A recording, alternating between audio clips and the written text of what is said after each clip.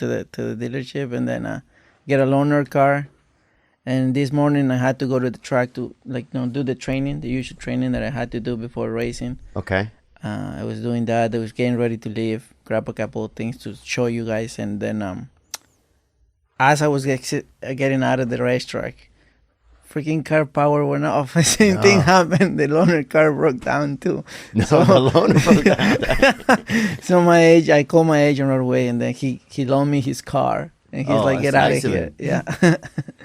And so when you go, and let's put it, what brand of car is it, man? Let's get this brand out there. They need to know. I don't even want to say it. You don't? It's a fancy car, actually. It is? It is. BMW, maybe? No, up. Up? Yeah. Oh, Range Rover. And in that area, it's like a Maserati. It was a wow. Maserati. Yeah, it's a Maserati? Yeah.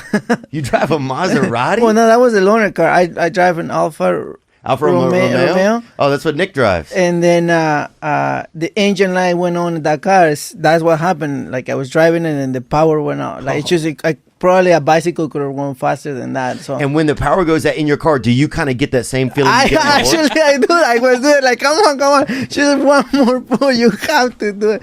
Oh, I did that. Actually, I did do that. I can see that. It's just almost like a habit, huh? Yeah. I was like, even when I watch my replays, after the race finish and I come back to the Yorkshire, if I win or finish a close second, I'm watching the replay, and all of a sudden, as I'm getting to the wire on the replay, I'm like leaning towards, like thinking that something different is gonna happen. It's just a habit. Oh, just a habit. That's interesting, man. Yeah. And so you're whenever you said like today you went to, or yesterday or today you went to do the training, like what is that like? So you go there.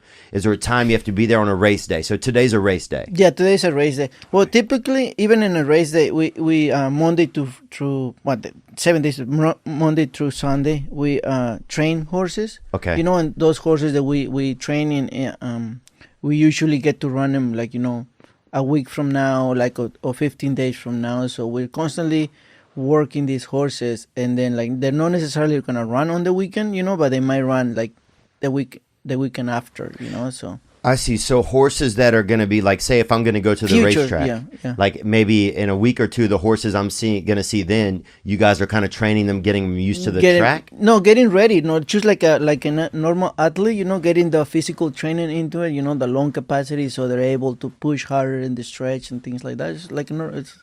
Oh, wow. Athletes, you guys get them out there like athletes. And what time do you guys do that kind of each day? That's early in the morning. The racetrack open around I think 4:30, and then it closes at 10 o'clock. I usually get there at 6:30, that's when I start. And usually by 9:45 I'm done. Wow. Yeah. So, dude, you're on the horse and it's going fast, huh? Yeah. Is it scary or no? No, it's not scary for me anymore. It was a little bit scary when I started, when I was young. But now it's like any other racing athlete, I guess. Like you just get used to. You love for that. Like, I love what I do, so I'm like I live for that. It's like the adrenaline, is the excitement, I like all of that. Who's the athlete? Are you the athlete, or the horse is the athlete, or you're both the athlete? We're both, like it's almost like it's not almost like it's a team, like he isn't the athlete, he actually does most of the work, the hard work, we are athletes too, because we need to constantly be fit enough to ride these horses, like have our weight, checked, in check, there's a certain way that we can pass, so that's what, like physically we have to be super fit, because these are like 1,000-pound animals that we need to control, and we need to be able to manage in high speed. When you so like on a race day, what will your day be like on that day? It's usually so like later today when you go in for the race, like what is it like when you get there? Like how do you go through? Like what is kind of the typical?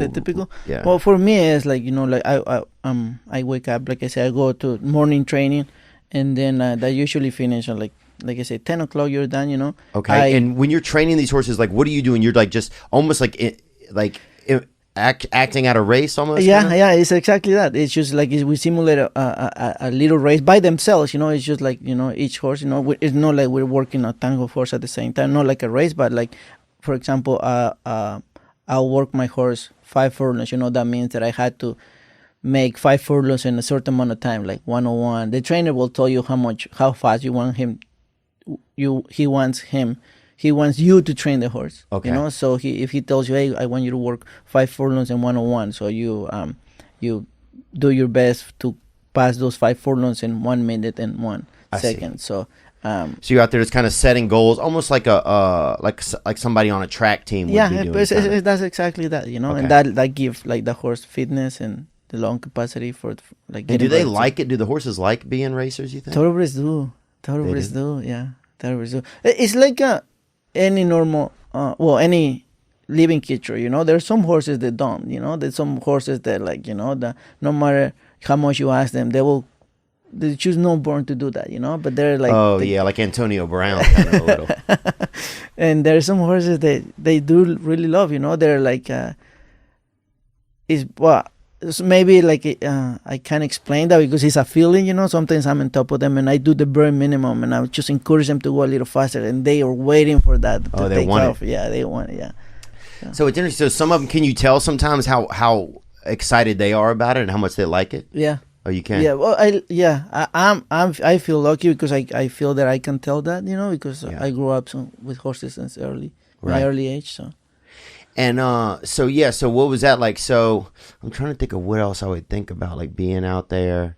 And then so then you get there for the race day. Now on the race day, on the race, you guys show up, and what happens? Like, do you have to be drug tested? Does the horse have to be drug tested? Yeah, horses get drug tested. We do get drug tests too, but that's like it's kind of like a lottery, you know. The officials go there and like they will just pick randomly, you know, whoever you're gonna get test, or whatever they want, you wanna get test, and then you had to go and get test. Do some people use? Or is there any like performance enhancing drugs for the riders? Is anybody out there like some guys can be high and do it or do whatever? No. We are like treated like as any other athlete, and this like there is not the if we are in a Percocet or something like that, we need to have a prescription. If you don't, if all of a sudden you get tested and then you pop for a pill like, you know, like an Orgo or something like that, then you get suspended or fined. Damn, really? Oh yeah.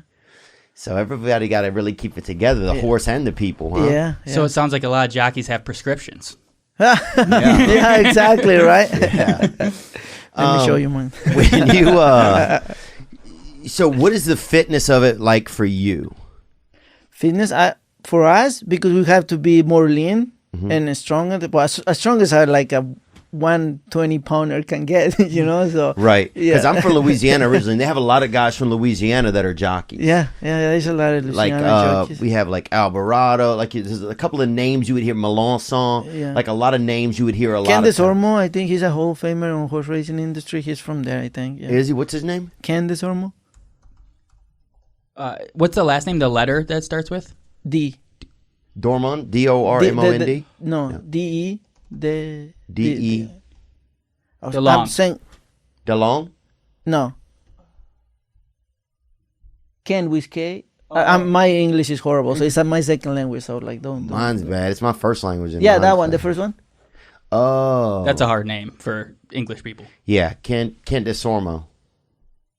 Where's he out of Louisiana?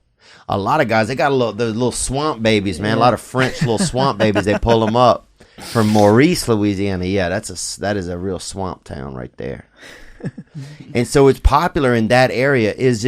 Are you Mexican or which? Mexican. Both your parents are Mexican? Yeah, both my parents. So, is there a lot of Mexican jockeys as well? Oh yeah. Really? Yeah. A lot of jockeys. A lot of Latino jockeys. A lot of Panamanians, Puerto Ricans. Yeah.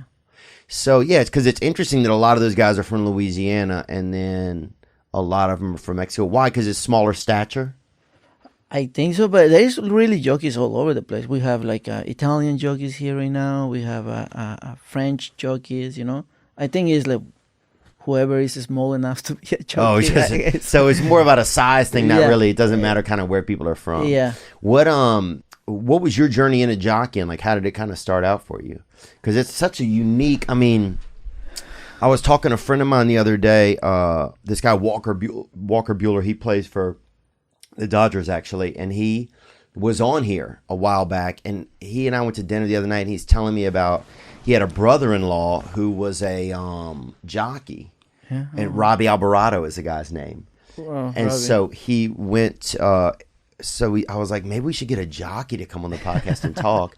And then you and Nick spoke, and so yeah, man, it's just fascinating to think of what that life is like and what it and who even does it. Like, so take me again a little bit more, like your fitness and your size and your weight. What do you have to stay at? I probably if you I had to stay like under like 117, 118, 117, you know, that in case that I have to reduce, I don't have to reduce too much, you know, like if I have to ride horses with like 118, I only had to pull up 2 pounds the day of the race, you know, something like that, you know, that I try to manage that like really well. Do they weigh you before the race? Before each race, they weigh you in. Wow. Yeah. And if you're over, can the trainer or the owner say, we're going to get someone else? I think we're only allowed to be, like, you have to, if I think I'm not going to make that weight, I had to report it like an hour earlier. Okay. Before the first race. So if I already know that, hey, I can make that weight, I'm gonna be 1 pound over, I have to. If I don't do that, then yeah, we get penalized. Or I think the trainer is allowed to say, well, I need to replace my jockey. So on the race day, that's usually the same jockeys, like on a scheduled day of races at like, say at like Santa Anita, right? Mm-hmm. Santa Ana, what is it? Santa Anita? Santa Anita, right? Yeah. So on a scheduled day of races, there may be like 10 races or something for the day? Yeah, today are 11. Wow, so you're going to race 11 times? No, I only ride 4 races. And is it every other race? How do they put you guys in there? It depends. It's very complicated, right? Because like that is in the racing office, they decide what race goes first, what race goes second. So it's like depends if, depends where I land, you know. I can ride the first 4, but that not necessarily like, or I can run the first, the third, the 6th, the 7th. So do you ride for a specific trainer? Do you ride on a specific horse? Like, who does the jockey work for? I'm very lucky that I ride for a specific owner. Okay. Yeah.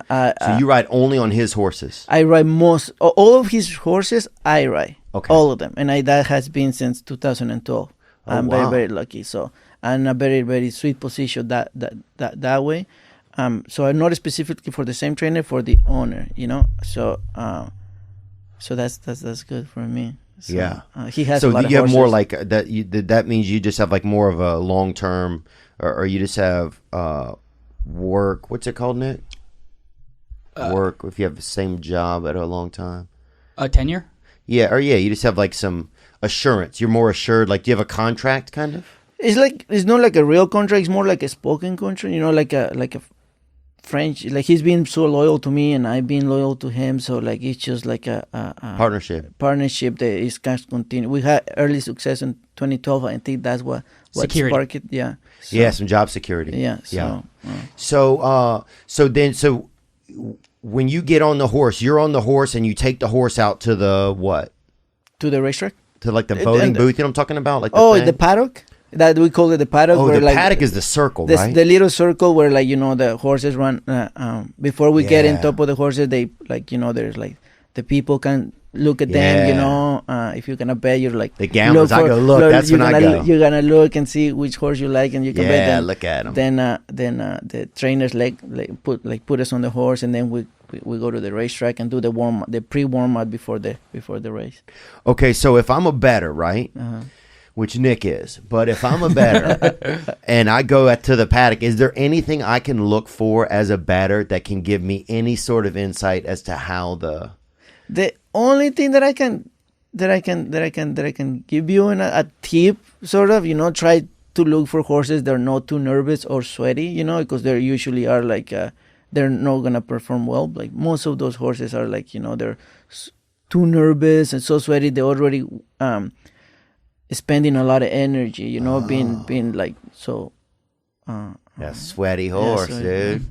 Yeah. And besides that, I'm horrible. My wife told me like never to give her any tips about horse racing because she always loses. No, does she like to bet or no? She does. Once in a while, I'll be like, "Oh my god, I'm training this horse that I really, really like. You know, you should put some money on him. You know." And then the horse will run third or fourth, and then she'll be like, "I don't want no more of your tips." So you get out there, you go out for the warm up, and the warm up is what? It's just kind of like a little trot, or it's like truck or gallop. Try to like get the flow going on the horses. And then try to warm up everything. Before because now when it's time to race, you're gonna ask them to do their best. So. Yeah. And can a horse stretch? Can you tell a horse to stretch, or they just stretch if they want to? You can stretch the horses. You can you can do. They have chiropractors. They have massage therapists. The horses. Really? Oh, yeah. Dude, what kind of pervert would stand there and just massage a horse leg all day? I don't know. I mean, you had to ask one of those guys to do that. Well, that's who we need to get in here. Can you imagine just standing there all day and trying not to get an erection? That would be the hardest thing. I feel like, even if you were straight male and you and the horse is straight, I think it would just be so hard not to. How strong are these animals? They can be pretty strong. There are horses that can be like so nice, in terms to like you can pretty much do anything with them. Like they obey, like you can one hand you can maneuver, and there are some horses that are like you 2 hands, all you can pull, and they're still like no listening to you. So it's tricky, It's just like people, I guess, huh? Yeah, they are like people. So smart. Do they feel like, do horses seem like people? Like the more time you spend around horses, do they seem like people? Do they seem like, is there another animal that you kind of relate them to? Do you feel like you actually can have like a connection with the horse? What is it like? Because I've always been a little bit probably afraid of horses, I guess. Because we never went around any horses growing up, like we would see some, and like feed them apples and stuff through the fence, but I never like spent time around them, Oh, horses are so super smart. I think that's, like the more time you spend with a horse, the more you get to know them, and the more you establish a connection. And then like once you establish a connection, it's like having a dog. You love that animal. Like, it's just like it's a strong bond that you have with this horse. So like time. The more time you spend with the horses, it's hard not to love. Really? Not to fall in love with them. Yeah. Just like a dog. Just like a dog, yeah. Huh. Yeah. And they're very therapeutic because you can, my wife has a pony that we can use it to trail ride, And then, like, if you're having a bad day, or when I'm having a bad day, or like I have too much thinking on my head, I saddle him, I take him to the trails in the mountains in Altadena, and it's just so therapeutic. It's just like so cool and relaxed, and I should live on one of those. That's what I need. I should be tied around one of those. I need some therapy. I need some therapy, man. So you get out there, you back to the race. You get in the cage, right? Or actually, the gate. We had a question that came in right here from a user for you right here. Not a user.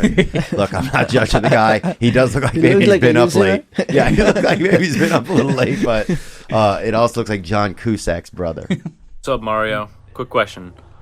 Are there jockey groupies? Like chicks that travel around, so when you win the Kentucky Derby, you're golden for a couple weeks? Yeah, what's that like? Are they kind of like, did you meet your wife through the races? What's up? I did. Yes, I think I met my wife because my father-in-law at the time when I went to Canada, I met my wife in Canada. Oh, she's Canadian? Yeah, she's Canadian. Oh, Canadians are awesome, huh? Yeah. So her dad used to own some horses, and that's how I met her family first, and she was studying in Victoria, Canada. So I didn't meet her until like 2 years after that, after I was in Canada. Oh, so the family already liked you. Oh yeah, they loved me. They still love me. They love me more than they do. Then they let you ride their horse. But yeah, I think to the question, I think that in any sports, I think that any sport has like some groupies. I think so. Yeah, that's cool, man. What type of who are the owners these days? Like a lot of times when I think of horse owners, I think of like a rich old white guy kind of. Is that still kind of and no judgment against it, but is that still like the type of person that owns horses? Do you or is there all types? Yeah, I think of this guy, whoever this guy is. And we don't know who this guy is, but that's who we think of. Does this look like every owner kind of, or is it all types of people? It's all type of they basically, whoever owns a horse, they have money. They have a lot of money. Okay, so it's someone that has expendable income. They could get a horse. Yes. So like I don't think necessarily has to be white, but it needs to have some cash. So they need to have some cash. Yeah. Do they ever have groups out there where you feel like it's a setup, like they have like a shady owner, or it seems like a little weird, like maybe they're just trying to drug a horse and get it through? Does that ever happen, or did it used to happen? Do you ever notice anything like that? Well, I don't know specifically no, say that again, because like a group or like I guess, do you ever see, like, is there ever like a owner trainer kind of a team a team that try to do shady shit? Yeah, often. And it's just like, and maybe you've seen them over the years and they've come and gone or whatever, but is there a lot of that going on, or is stuff pretty like, is it? Maybe back in the days will happen a lot, and not in racetracks like Santa Anita. That will be considered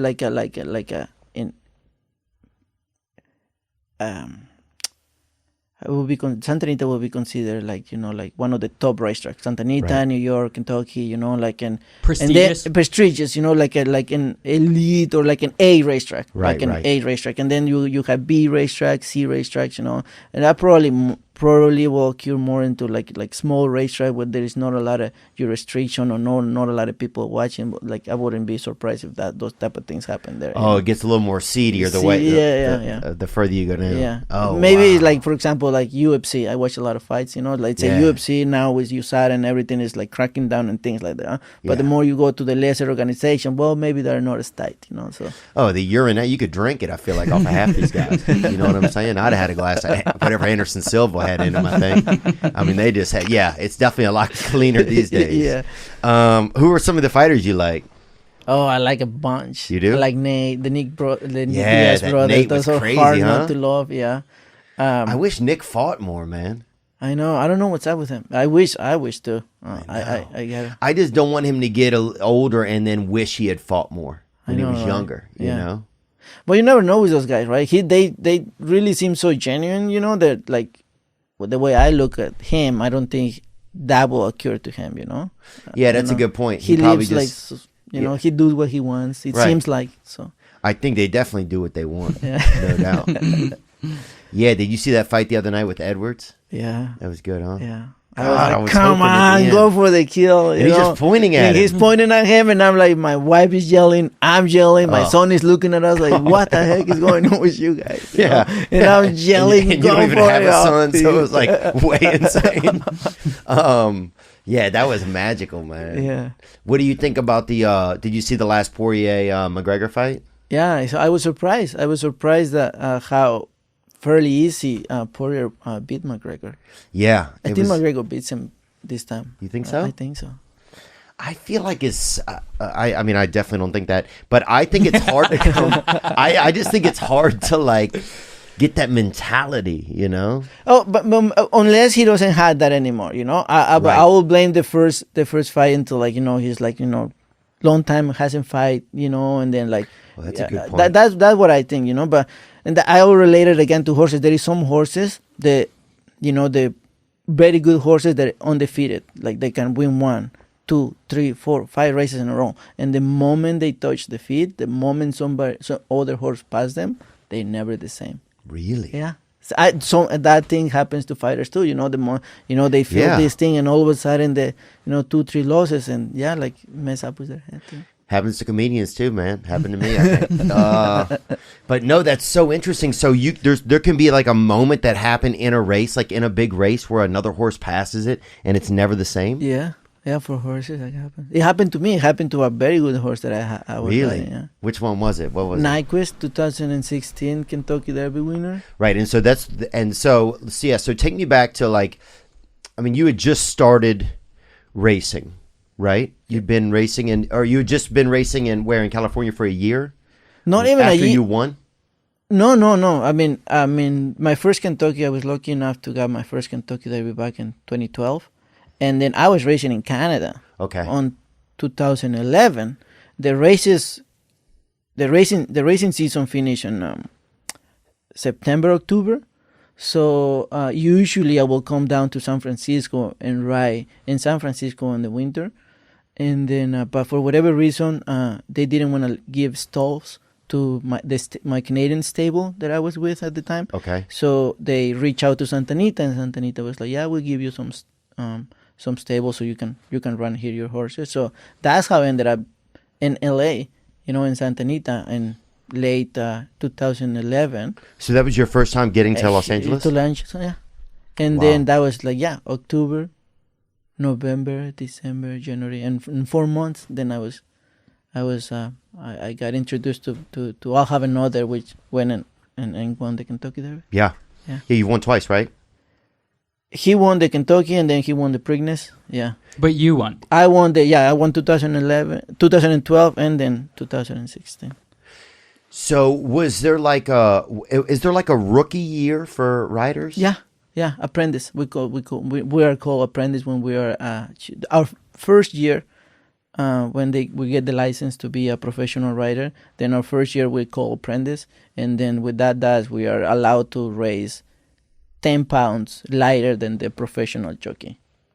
So if a professional jockey is what, 118? 118, then you're allowed to run your horse with 108. You could ride on 108. Yeah. How do you? I can't no anymore.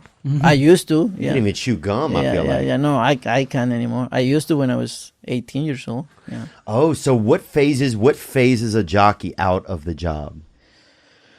Well, I think that's like fighters. Like your body will tell you, or an unfortunate accident that can end your career at any moment. Does that happen sometime at any moment? Yeah. A little M. Night Shyamalan there, brother. Does it happen? Does that happen? Sorry, I have so many questions right now. It's okay. Okay, cool.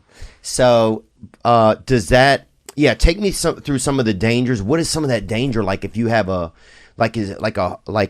How can you get hurt? How can you get?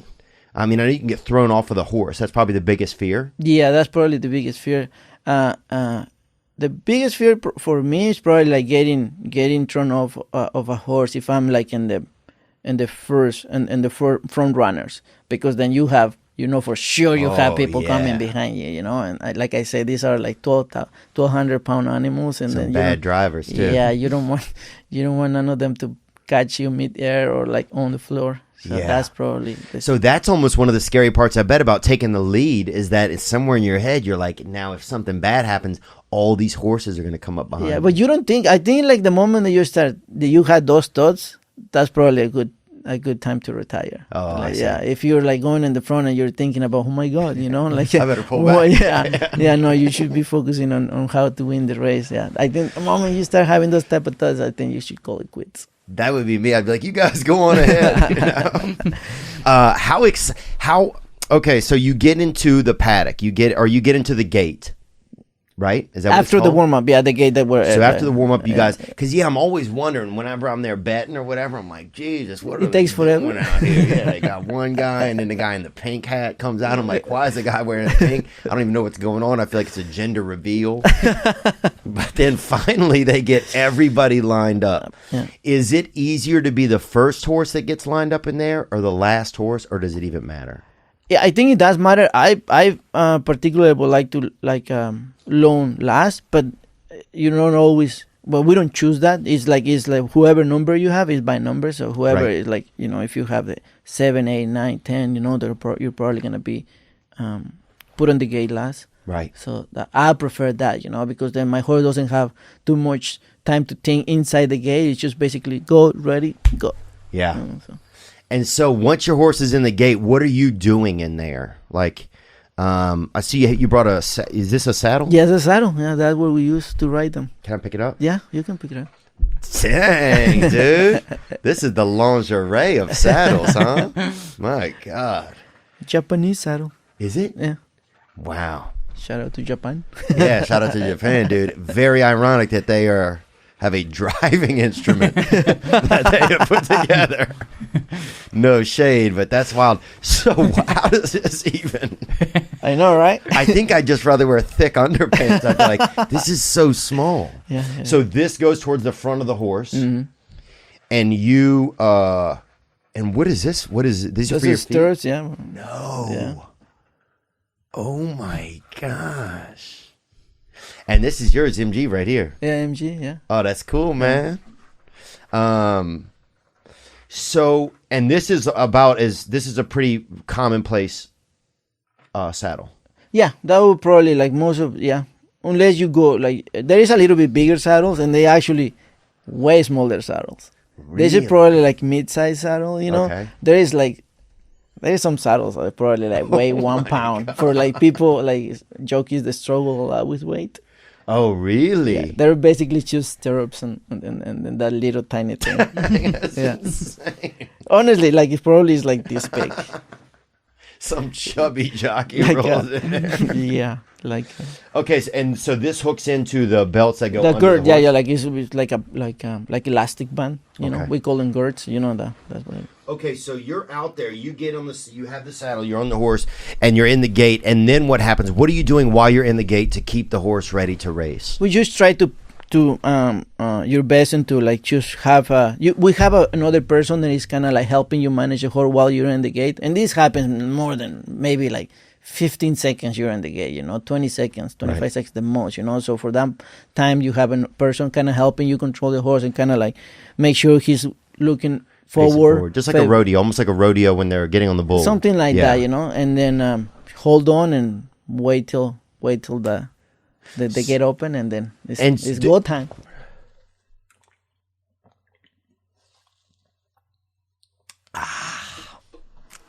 Liquid death. You know, the summer gets the most out of you. Physically, it drains you. It'll suck the water out, it'll purge it. Get it out of your skin, out of your body, out of your arms and legs. It'll get you. That's why Babbel is the #1 selling language learning app. From ordering in restaurants or asking for directions, Babbel will help. If you don't know how to talk and you ask for directions, someone's not going to know what you want. You might ask for directions. Your house could be on fire and they're going to hand you a hat or a fork. You don't know. You have to be able to communicate. Babbel's 15-minute lessons make it the perfect way to learn a new language on the go, like Spanish. Wish I knew more so I could talk to Mario today in Spanish. With Babbel, you can choose from 14 different languages, including Spanish, French, Italian, and German. That's right. Learn a language, damn it. I'm just going to ask you point blank. Right now, when you purchase a 3-month Babbel subscription, you get an additional 3 months for free. That's 6 months. That's 6 months of babbling for the price of just 3. Go to Babbel, BABBEL.com, and use promo code Theo for an extra 3 months free. That's right. Learn el lengua. Go to Babbel, BABBEL.com, code Theo for an extra 3 months free. Keeps is what I've been using to keep my hair. You know, I got hair and I got time on this earth, and those are things that usually don't coincide. So I'm trying to keep what I have, keep that carpet on my head. Keeps helps men keep their hair and prevent hair loss. Now, if you're already entirely bald, then Keeps is not the right solution. Nope, it can't reverse what's going on, but it can help you keep what you have. That's why I use it. Look at my head. It's not bad. 2 out of 3 men will experience some form of hair loss by the time they're 35. Yep, you got to fight back. It's low-cost treatment, start at just $10 per month, and Keeps offers generic versions, or generic.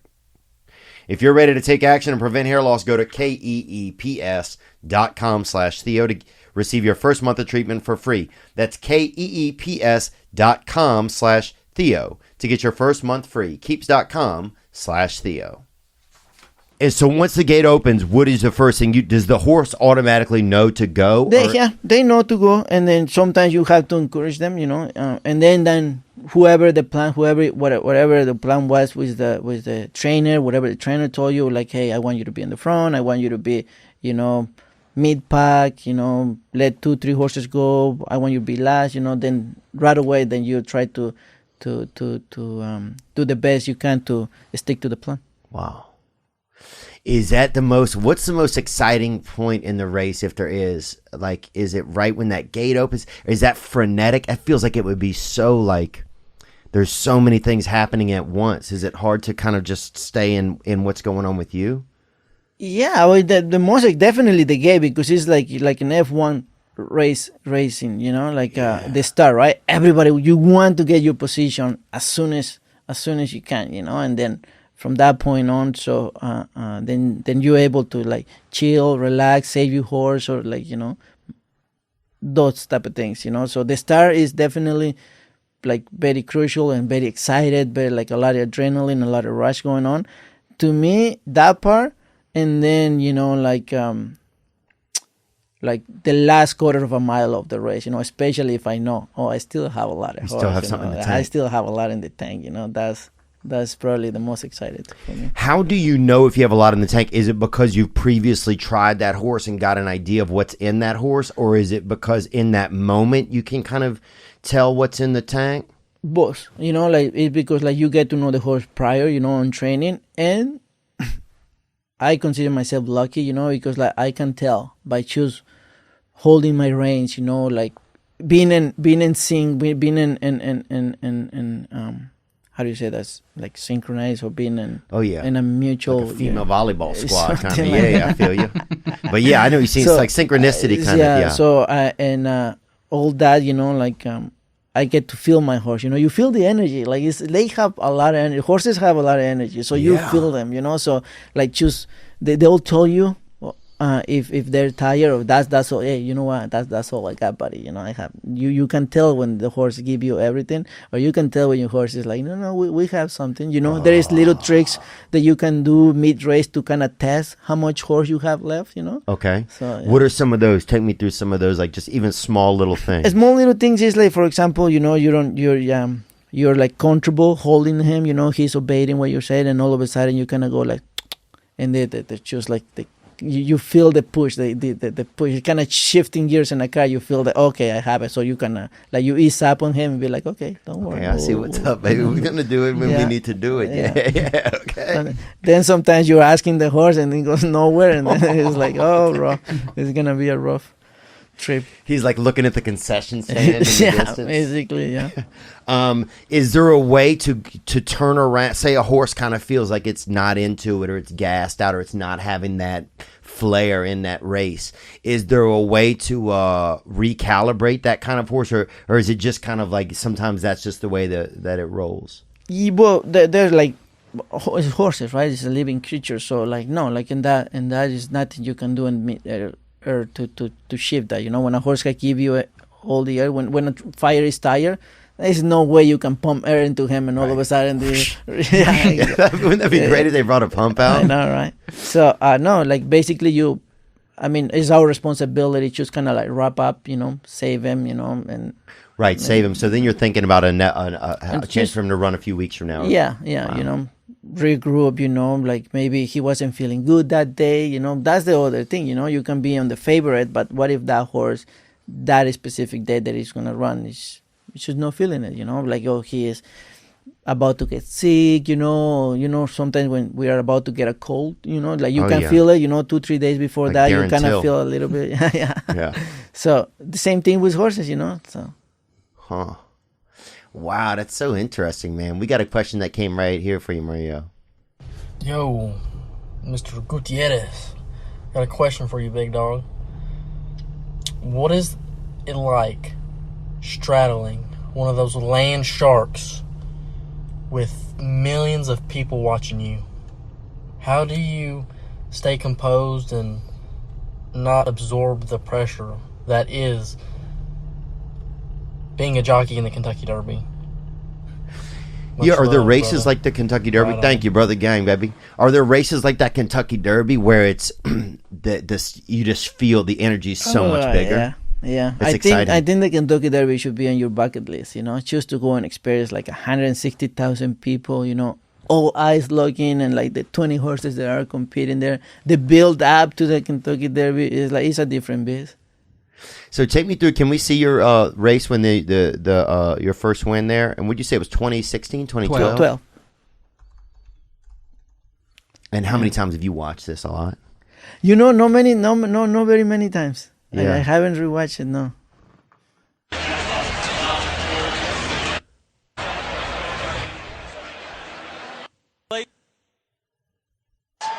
Larry Colmus with the call. Okay, so where are you at in this one, Mario? 19? Ready for the start. 19? Yeah. They're off in the purple? Kentucky In the purple, Derby.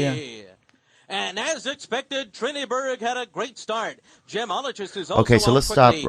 when we get to Hansen is that- in between horses, and Bodemeister is down on the that inside. wide cam and now again, so we Bodemeister's can see. ahead of Triniberg. Bodemeister and Triniberg. Or go back next so we will can lead see that wide charge where it's for like the first flock. turn at Churchill.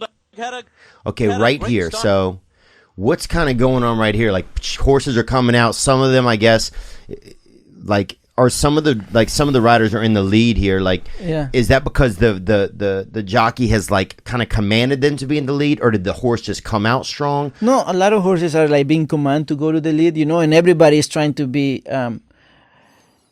It's like not necessarily that you want to go to the lead, but you want to get a clear path so you can be like maybe like to be in front of a horse, whatever horse is behind you, because that way you can get your position faster, Okay, and now if a horse comes up, say you come out of the gate and another horse kind of gets in front of you a little bit, is that bad for your horse? Yeah, because then you had to regroup. You have to check your horse. Now you have to weigh whatever that horse in front of you is gonna do, and then you hoping that after that, then you get to do your strategy, or basically choose plan B or plan C. Now you're there. Now choose what you do. You chose to stay there, or you chose to go around that horse in front of you. It's just a lot of like you have to adjust in the moment.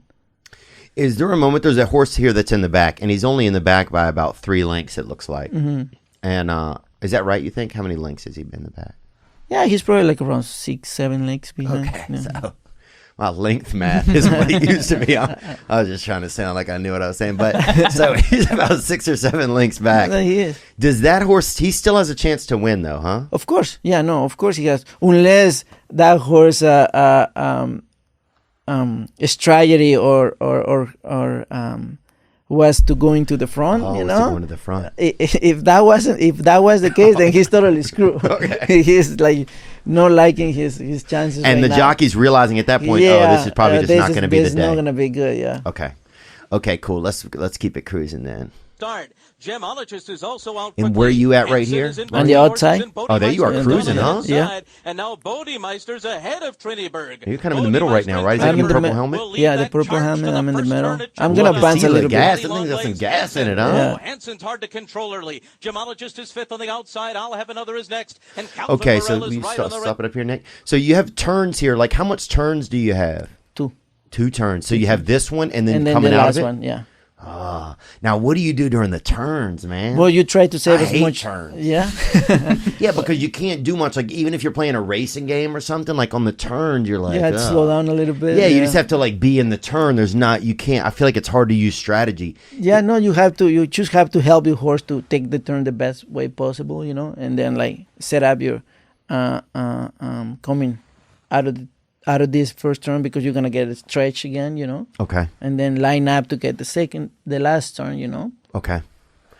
Okay, let's keep it cruising here. The rail will take charge Indy as they move into the turn. And then it's Daddy Knows Best on the far outside liaison. Creative Cause, Optimizer along the rail. Now, did Between you those two feel is like you had a Galahad, chance in and this then race it's right Alpha, here? What were followed you by feeling like? Saber- I did that. I have a chance because this is a horse that I got very familiar with him before going to the Kentucky Derby, and you have to understand, like this never happened to me. It never happens to nobody. All of a sudden, a kid coming from a C racetrack or D racetrack, and all of a sudden he is in the Kentucky Derby. First of all, it was a lot of doubts. It's like, well, is he even have it? Is it really that? Can he be good enough to be in this type of Right. races? Does he even have his adult teeth? I'm sure a lot of people were wondering, Probably, yeah. Oh, they're probably thinking, he's totally gonna melt down, or things Oh, like the that, or the pressure. pressure and all these things. Was there a lot of pressure? No, I'm very lucky that I don't the pressure. I'm very good under pressure, and I couldn't like And you're in fourth right here? So, Yeah, I'm 4 right now. So this is the second turn. This is the second turn. Wow. I thought I was gonna finish second. If you see that horse in front, Okay. it's like super in front of me. Oh, totally. And then, but my horse still has some gas, so I'm thinking like, oh my God, I'm gonna finish second in the Kentucky Derby. I was pumped, I was Okay, so stop it right pumped. here. Stop it right here. Okay, what do you do on the horse here? So you have now. We also have. I just want to show this here. This is called a what? Whip crop. Okay, whip or crop, and then we have your helmet here. Okay, and so that's pretty light. Everybody wears kind of the same type of helmet. Yeah. Okay. Do you now at this point? How much times can you whip the horse? As much as you want. This, yeah, but a lot of rules have changed now. Now we're not allowed, But I'm never like known to hit my horses a lot, So if you see here, like I hit once, and then you push your horse, you had to give him a chance to respond, But back in 2012, there wasn't like a restriction on how many times you can whip a horse. So you It could just wasn't. like a stepdad out there. Huh? If you want, yeah, you could have gone like tata, like But Does it hurt the horse much? It doesn't. What do you think? well, it depends. I think back in the days it used to. If I show you one of the whips that they used to use, the old timers, Really? They used to use some serious, huh? Yeah. Yeah, that's interesting. It's not as like, I mean, if this were lead, it would be tough. Oh yeah. Okay, so here we go. Let's go through this, man. This is crazy. So what is your strategy right here? Like, do you have any? Well, no, that's it. Like as soon as you go to the last stretch, see that like that's just like try to go as far, like try to ask your horse to finish, like to Are give you you the yelling best. at the horse? Yeah. too, verbally? I What do you yell, say? Come on. Come on. Yeah, come on. Another has won the Kentucky Derby. Oh my God. It's so And then it was cool. Bodymeister Dullahan and went the day well. You must have been. I was already crying there like a little bit. Wow. Look at this. Yeah. Doug O'Neill accepting the hugs all around. Oh man, that must have been awesome. Yeah, that was so cool. Yeah. Then well, I guess like like you say, compare that's like our Super Bowl. Like so my whole life. I was 24 years old, I think. So my whole life, like just flash in front of me, thinking that maybe this is why I don't watch this replay, because then I get emotional a little bit. Dude, I'm emotional. I wasn't even in it. I mean, I've done steroids, but that's the closest I've come. I used to do them in high school. That's the closest I've come to being Yeah, in the I Kentucky think watching Derby. the race here with you, I understand why I don't watch the race a lot. Oh, I'm sorry, man. But it's really exciting. I think also it's a way to kind of channel what just that it's even a possibility for people, Of course. It's yeah. inspiring. Like if there's young men out there who think about being jockeys, young Latino men out there. We have a good Latino audience who think about being jockeys, or it's interesting. Or they might have a kid who's like a more of a petite sized kid, and like, what could I get my kid into? Yeah. You don't think that, man. That's really almost the last thing you think about. Probably, I feel like it's either hide and go seek or being a jockey. I feel like if you're kind of more petite size, So take me through your journey as like how you got into like doing like how did it start for you? Yeah, well, like I say, winning this race is kind of like it flashes. I thought about myself, like where back at home. My dad tried to provide better from us. Like In Mexico or in no? Mexico, What part? Veracruz. Oh, I've never been there. Where is it? It's nice. It's nice. It's It nice. sounds nice. It's nice. It It's on the wasn't- beach or no? We have a lot of beach. Yeah. So, but I'm not from the beach part of the state. Like I'm more like to the inside. I'm not maybe like 2 hours. Oh, you're on the Gulf side. Yeah. Yeah. Oh, wow. That's interesting. Right up in the top, around there. That's where I'm from. Exactly around there. Veracruz. Yeah. El Higo, Veracruz. That's exactly where I'm from. It's a big place? No, I mean when I was there, it's probably like the town was around probably like 10,000 people. Oh, wow. So you must be like a hero, huh? Oh, when I was there, yeah, all my friends and everything. Yeah. So Because 10,000 is pretty small. I mean, it's a very small town. It's a small town. It was very small, very poor town too. Yeah. Very very poor. A lot of horses, like was horsing like a big business there? No. For like that's how it's very crazy that I got into like even from my town, like that town and anything around there, I was the only one doing it because like I said, my dad, we were like really poor. We were very very poor. So my dad landed this job and this farm, and the owner of this farm happened to own a quarter horse, and then he saw my dad, and my dad is a little bit smaller than me, and Oh, really? he probably looked at him and be like, oh, he could be a jockey. So he went and asked my dad, hey, are you interested in learning how to become a jockey? I want you to like ride my horse. And then my dad said yes, because that's probably like a way for him to do better and earn more money for us. What a rare job too. Yeah. So my dad said yes. So then I was like probably 7 years old when I was watching my dad becoming a jockey, So I was like, I love my dad, So I was like, no, I'm gonna be just like my dad. I want to be a jockey. And since that early age, I just knew that's exactly what I wanted to do. Your dad must be so proud of you, huh? Yeah, very proud. Does he still live there in Veracruz or no? Yeah, my whole family. I'm by myself here. Me and my wife. And your wife, yeah. Okay, so your dad gets into it, then you. So how do you get on the horse then? Well, then was your dad good? Was your dad a good jockey? I think so. I think my dad was. I think he was better than what people wanted to give him credit. As a jockey, he did it for very short, probably like 6-7 years. Hey, you want to pull your jacket down in the back? It's just right, just so you. Yeah. No, you don't take it off. You can leave it on. Well, no, I'm just saying pull it down. I think. No, just on the edges. Sorry. I can take it off. I'm a little bit hot. I was going to ask you. Yeah. Okay. Okay, I turned the AC down. How are you feeling? No, that's fine. That's fine. Yeah, it's a cool jacket, man. What is that style called? I don't know. My wife dressed me. She did? Yeah, she did. Dude, she did a good job. It almost has like an authentic, like, I don't want to say Mexican look, but authentic. Something like that, yeah. Something like a... Yeah, it's like a... I don't know what it reminds me of. I haven't seen it in a long time, but it's cool. Yeah.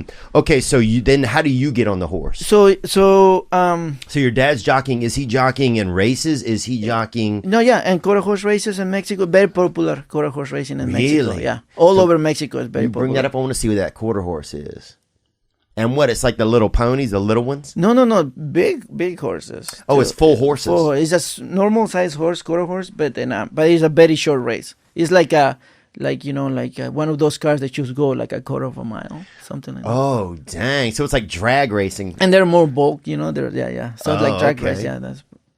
And it's a popular event too in Mexico? It's very popular in Mexico. Like in all the states in Mexico, there's a lot of quarter horse. That was like how it started when I was 14. I was doing a lot of quarter horse racing in Mexico before I went to Mexico City. Is it like what would you compare it to, like a sport here? Because... it's more popular there than it is here. Quarter horse racing, probably. Yeah. I think it's illegal here. Oh, right.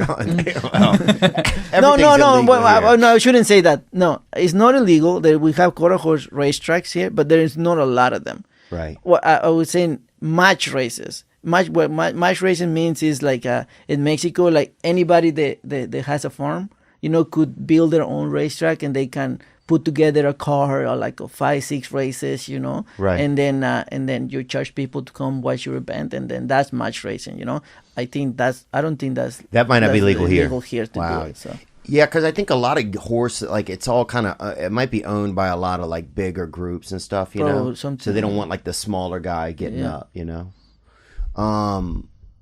Okay, cool. So then you start doing the quarter horse racing, and do you do well at it? Yeah, I was doing really well. I was doing really well. By this time, I mean that from I was 7, now I'm 14. Now I'm start racing my quarter horse for my dad, and there's now people calling my dad every week and every 15 days. Hey, is your kid available? You want him to run these races these days? So my dad kind of was in my first agent, so he will people will call him. Okay, and cool, then my dad will say, hey, we're gonna go race here and there. You're like, my kid's not available. Like we want him to ride a bear, and you're like, that's not, we don't do that. Just horses. So that what happened. So that's how I got into 4 years. I did it until I finished my high school in Mexico, in that little town, and then I asked my dad, because now I'm like, oh wow, like I'm good here. Like I know I'm good here, and by this time I think we were a little bit better off. So I think we finally were able to put in our farm satellite TV, and then we used to get ESPN, and then ESPN on the weekends there will be a. Now you're wearing Dwayne Wade jerseys on the back of the horse. Yeah, there will be a show that half an hour show will talk specifically about the hippodromo in Mexico.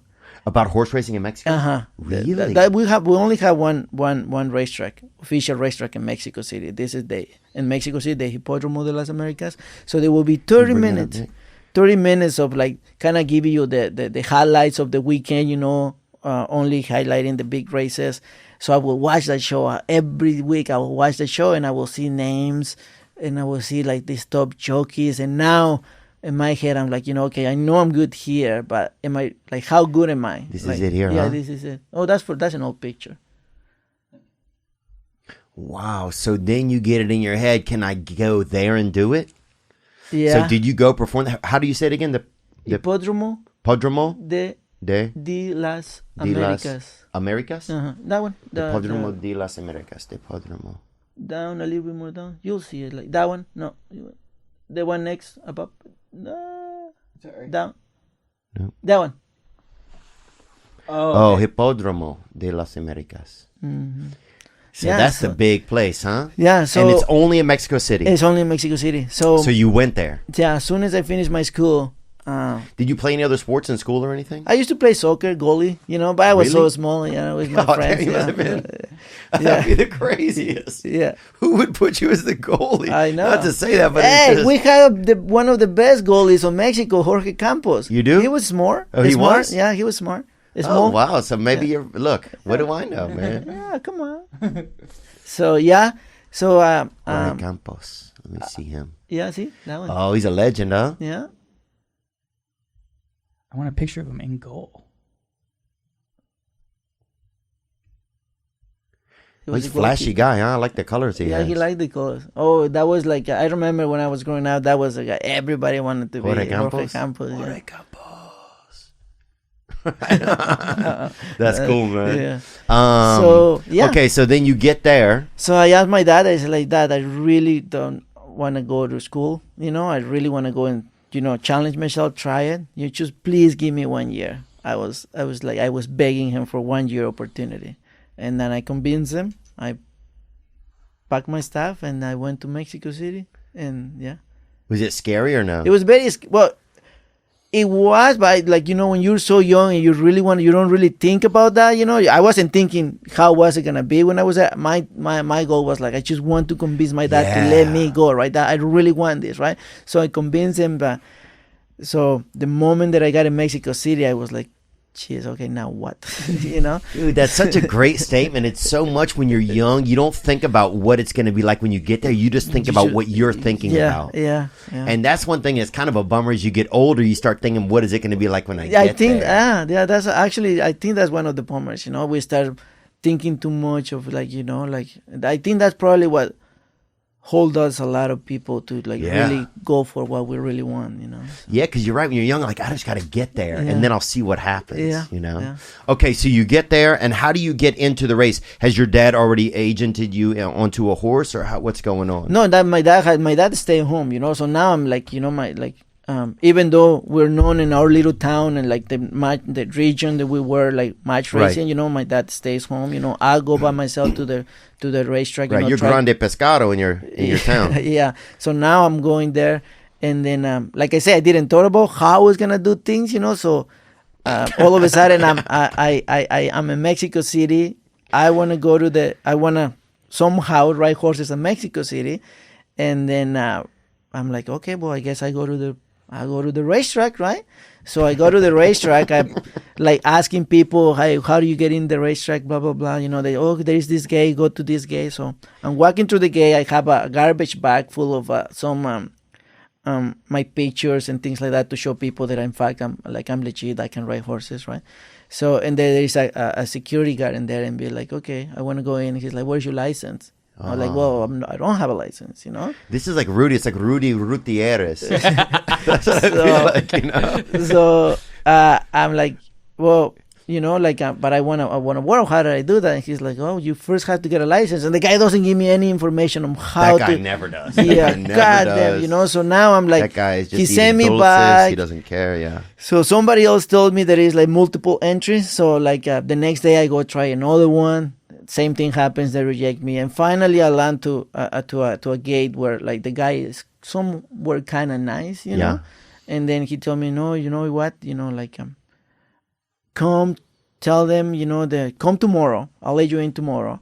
And then you're going to go to the stewards. That's the judges, everybody. And then just tell them what you want to do and things like that, And are there other guys like you trying to get in there? Are you seeing No, these guys? I don't think, I guess everybody, now I know, once I got in, how you get to the racetrack is like you had to have somebody in the racetrack that kind of brings you in, like even if it's like a rider, a person that is an exercise rider, or a trainer that can bring you in, be like, hey, I want you to introduce you to this, or I want you to be a jockey, or things like that, I didn't know anybody there, so I just so I It's got like trick or treating. Yeah. They're like, look, So I it's not got tonight. He knew 3 security guards and 2 were yeah, assholes.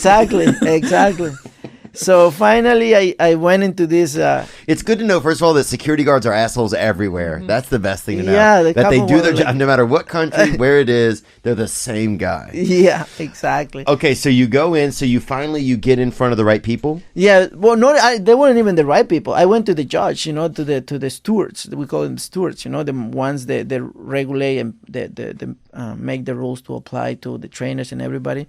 So I went to their office and they're like, okay, I hear you want to, an interview with us. And I'm like, yeah, I want to be able to, I want a license. I want to ride horses. I want to know, and they were like looking at me, and I guess nobody does it my way, or the way I was doing it. And they're like, oh, kid, no, you're super lost. It's like, this is what you have to do. You had to go to each barn, you had to first try to land a job. Let's see whoever employs you, to be an exercise rider or to ride a pony. First you have to have a job, Once somebody is willing to employ you, then you can come. He's going to have to sign some papers, and that's how you're going to get a license. So I'm like, Wow. He's like, so I encourage you to go to each barn and just knock on the door and see who. So then you're going barn to barn, huh? And you found someone? I found someone the same day. I found someone that was like, okay, I'll give you a chance, And then it went well? It went well. Like I got my license. I had to. I thought it went well for me. I got to exercise horses in the morning for him. And then that provided me somewhere to sleep. I was living at the Mexico City racetrack for my first 6 months of. And do they have lodging for the riders and stuff? No. Where were you guys sleeping over there? I was sleeping on the stove. Really? Yeah. On the stove? No, in the stable. Oh, in the stove? stove, Really? Yeah. In hay or something? There was a little camping little mattress that was there, And was there a lot of guys in there? No, I was just myself. I guess because I'm come from a small town, right? So everybody's from the city, so I didn't know where I don't have anywhere else to go. Dang, it's so wild. It's interesting that stories from Mexico are now stories from America 50 years ago or 70 years ago. You know what I'm saying? It's just interesting. Yeah, That's interesting, man. So that happened, but quickly, I went there, and in 2005, I was able to ride my very first race in Mexico City. At the Yeah. Hippodrome? Yeah. Wow. It didn't go well. It didn't? Yeah. No. I finished last, probably, by a lot. And did you feel what happened, man? Well, I remember the trainer. Now I had changed different barns. I think that now when I was getting ready to finally do my debut, the guy had me some pump, and he was like, kid, when I put you on a horse, I'm gonna make sure at least you finish top 4. You don't have to. You're gonna finish top 4. And I was so pumped. So finally, when I was walking into the jockey's room, and I was so excited. I was doing this and everything. I was so excited. You have on 11 rosaries. Oh yeah, yeah, exactly. So I'm going to the race, and the trainer told me, I don't want you to do anything. I want you to look down and just push your horse. Try to change whips. Change your whip from the right to left to right. I want you to look pretty. I want people to look at you, and I want you to look good.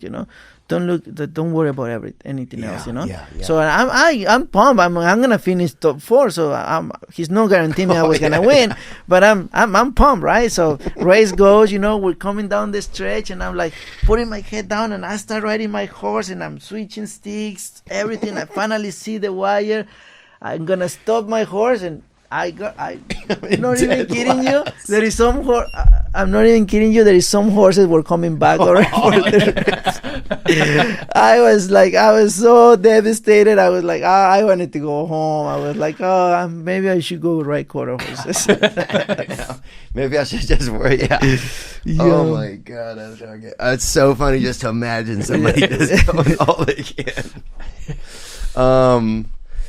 After years of fine print contracts and getting ripped off by big wireless providers, if we've learned anything, it's that there's always a catch. You know, you think you're getting grapes and you're getting damn raisin. That's when I first heard of Mint Mobile. I was like, what is it? Is it somebody drives by and just shoots a mint in your mouth or something? But when I first heard that Mint Mobile is a premium wireless service that starts at just $15 a month, I thought, what is the catch? But after speaking with Mr. Mint himself, and after using their service, it all made sense. There isn't one. Mint Mobile's secret sauce is that they're the first company to sell wireless service online only. That's right. By cutting out retail stores, there's no crazy overhead costs that get passed on to you. So if you're looking for extra savings, Mint Mobile offers premium wireless, just $15 a month. If you're not 100% satisfied, Mint Mobile has you covered with their 7-day money-back guarantee. That's right. To get your new wireless plan for just $15 a month, you have $15, don't you? Don't you have it? Check your pants. Check your grandparents. And to get that plan shipped to your door for free, go to mintmobile.com/Theo. That's mintmobile.com/THEO. Cut your wireless bill to $15 a month at mintmobile.com/Theo. You know, you want to kick your summer off in style with the brand that's reinventing men's basics, and that's Mack Weldon. They make underwear, and I love them, honestly. They keep my body warm. They keep my body held together. You know, as I age, my body starts to distance itself from my skin and my bones and everything. But Mack Weldon keeps you cool and comfortable all summer. From working and working out, happy hour, to playing with your kid or kids, Mack Weldon has men's essentials for whatever your day includes. And they really are. So they are the best underwear that I've worn in a long time, and they are Mack Weldon. They have a swim line with trunks and board shorts that are quick to dry and have 4-way stretch fabric. They also have a free loyalty program called Weldon Blue. Level 1 gets you shipping for life. For 20% off your first order, visit MackWeldon.com/THEO and enter promo code THEO. That's MackWeldon, MackWeldon.com/Theo, promo code Theo for 20% off. Mack Weldon, reinventing men's basics, and they do a good job. I enjoy what I wear from them. Let me think about another question here. Okay, so then how do you get up to Canada then? And why Canada?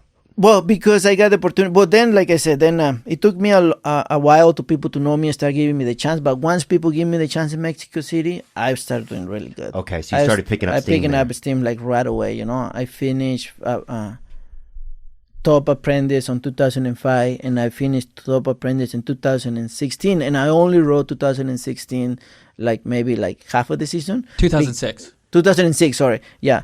To the mid-season, because on early 2016, somebody from Canada came down to Mexico City and looking to for an apprentice and a professional rider. Okay. You know, so somebody said hey, there is a guy from Canada. He's looking to bring some. And he took you up there. Yeah, he took me up there. Was that cool? That was really cool. Well, it was. The whole experience was cool. Again, you don't think about what how is it gonna be there, right? So now I'm excited. I'm like, okay. I called my dad. I remember I called my dad. I said hey Dad, what do you think? And he's like, well, you're doing this. By this time my dad is like, I don't see you ever coming back to school. So just go, try to go all the way, see how far you can go, right? And is there money? Are you making money there in the Mexico City? In Mexico City, I was making, because like I said, like, look, we're very, very poor. So I was making, like, I thought I was like, now I'm really helping my mom. I'm finally buying some furniture for the house, you know, some couch, some new TVs, you know. I'm upgrading, I'm helping my dad. Like, now we're like finally living, like, you know, we can buy shoes, you know. So, right, you're helping out. Yeah, I'm helping out. You're helping out. So yeah, and like I say, I'm picking up steam, you know. So I'm good right now, right? So when this opportunity came, you know, everybody was like, you know, well, yeah, like, we encourage you to go. Once my dad told me, kind of, it was good. Like, he gave me not the okay, but kind of like the reinforcement of like, you know, like, do the jump. I knew I was going, right. So I had to wait for my papers. And do you have to ride up there on a horse, or you fly up there? No, I flew there. My first time in an airplane too. No. So now, like, it's finally like my day to go. I remember I was always like a mama's boy, you know. So I remember asking them to please come to Mexico City and sleep with me before I go, you know. And y'all all slept there?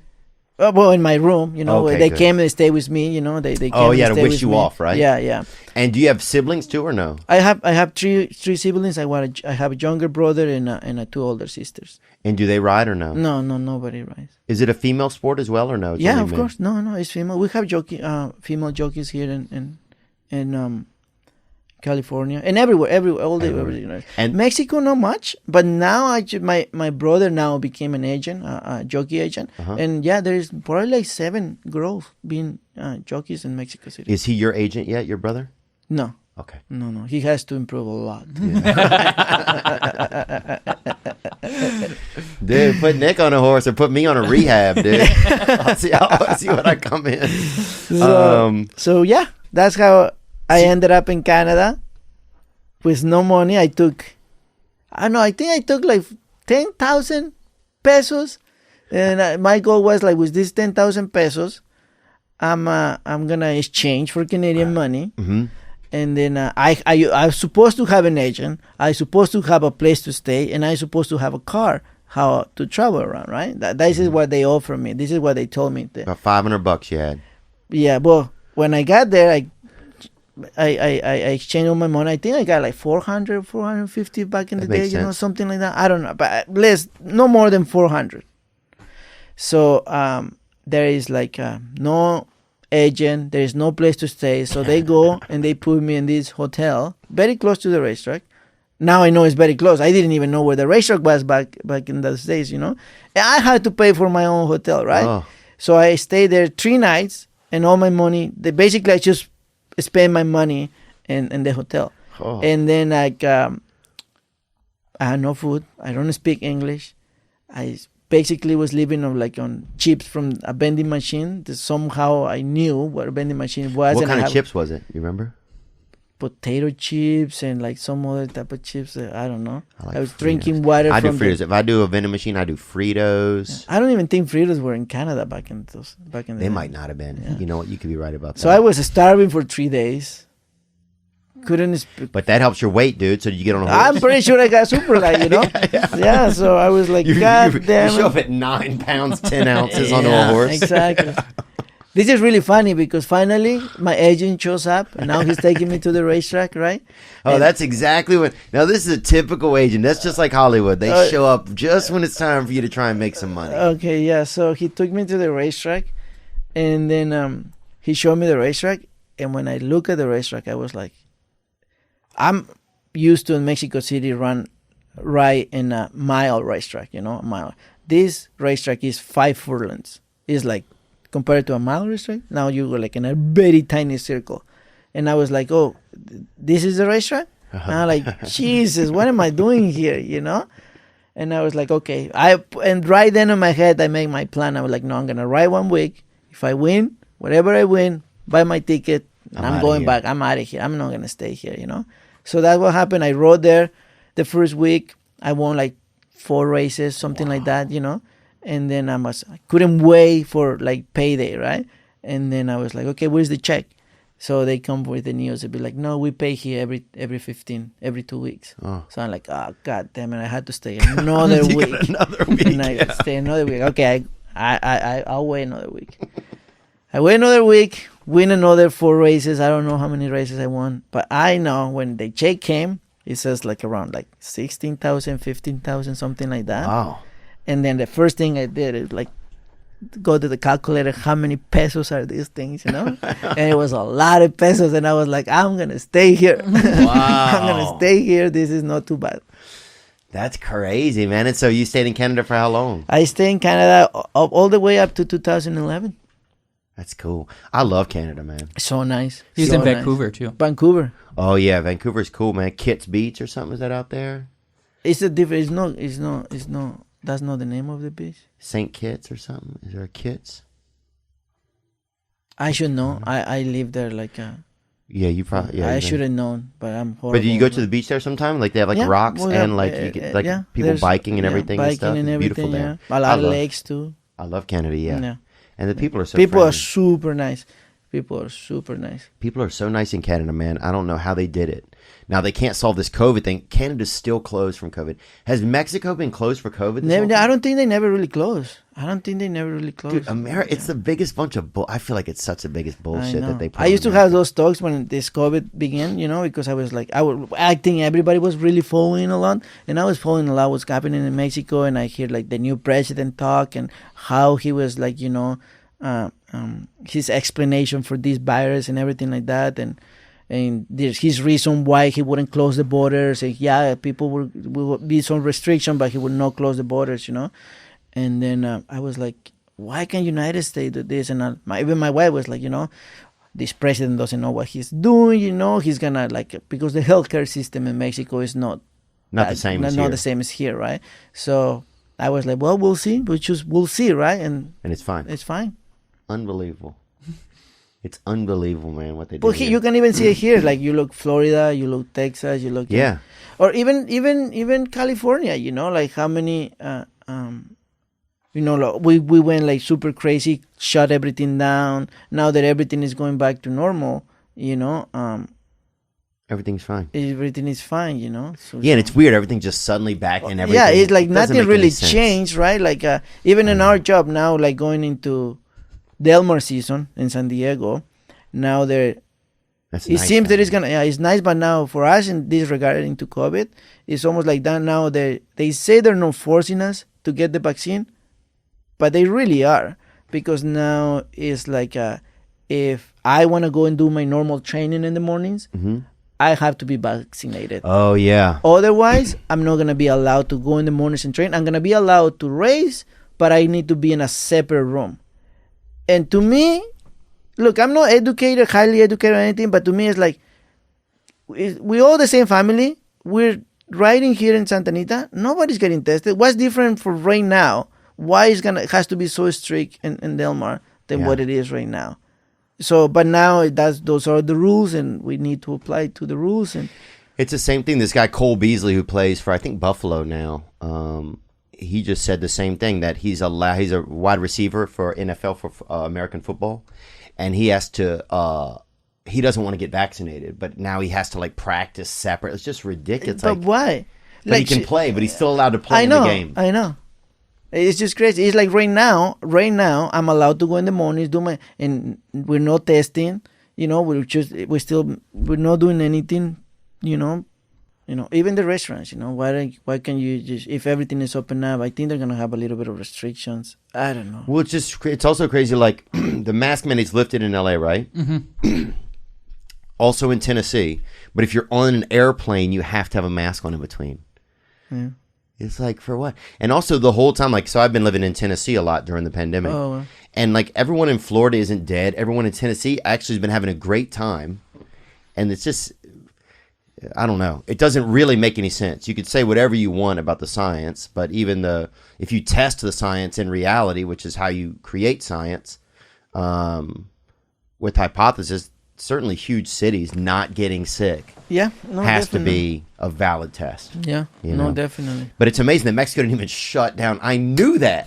I knew they didn't. Well, I'm thinking to myself, like, I've been to Mexico. I've been to, like... There were some restrictions, but there was, Right. but you were still allowed to go to cross the border and go, and I'm sure there's still restaurants and things like that. Yeah. People Yeah, who and go even to like party in Africa. I Cabo. was thinking I've been to Africa a couple times. Like, I'm like, you telling me that they wandered through Africa and got masks on everyone in Africa? You're out of your mind. Yeah.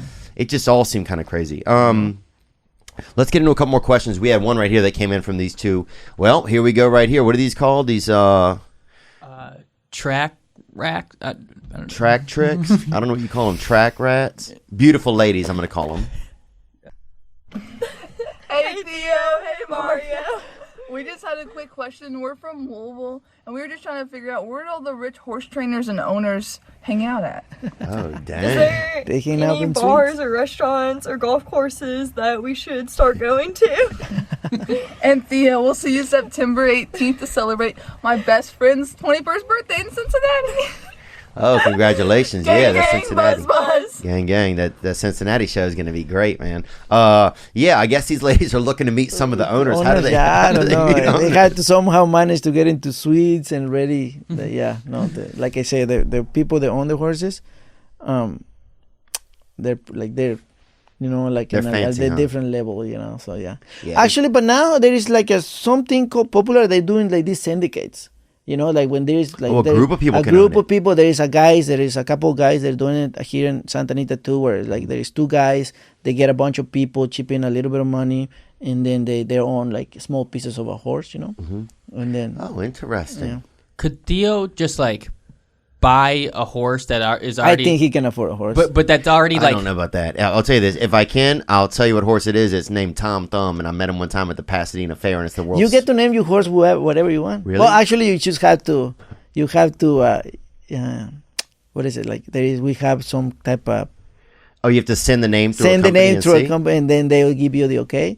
But there is a bunch of little tricks that you can do. So But could Theo just buy one that's already like trained and Yeah. ready to go, and then Yeah. have you as Yeah. his rider? Yeah, there is different. That's like I say, that's really complicated to explain that because we have like all type of races. Like in a whole car, if I can show you up, we have what it calls claiming racing. Okay. Yeah, and then I think the lowest we have here in Santa Anita is like 25. This is the horse I met right here, and it's Tom Thumb.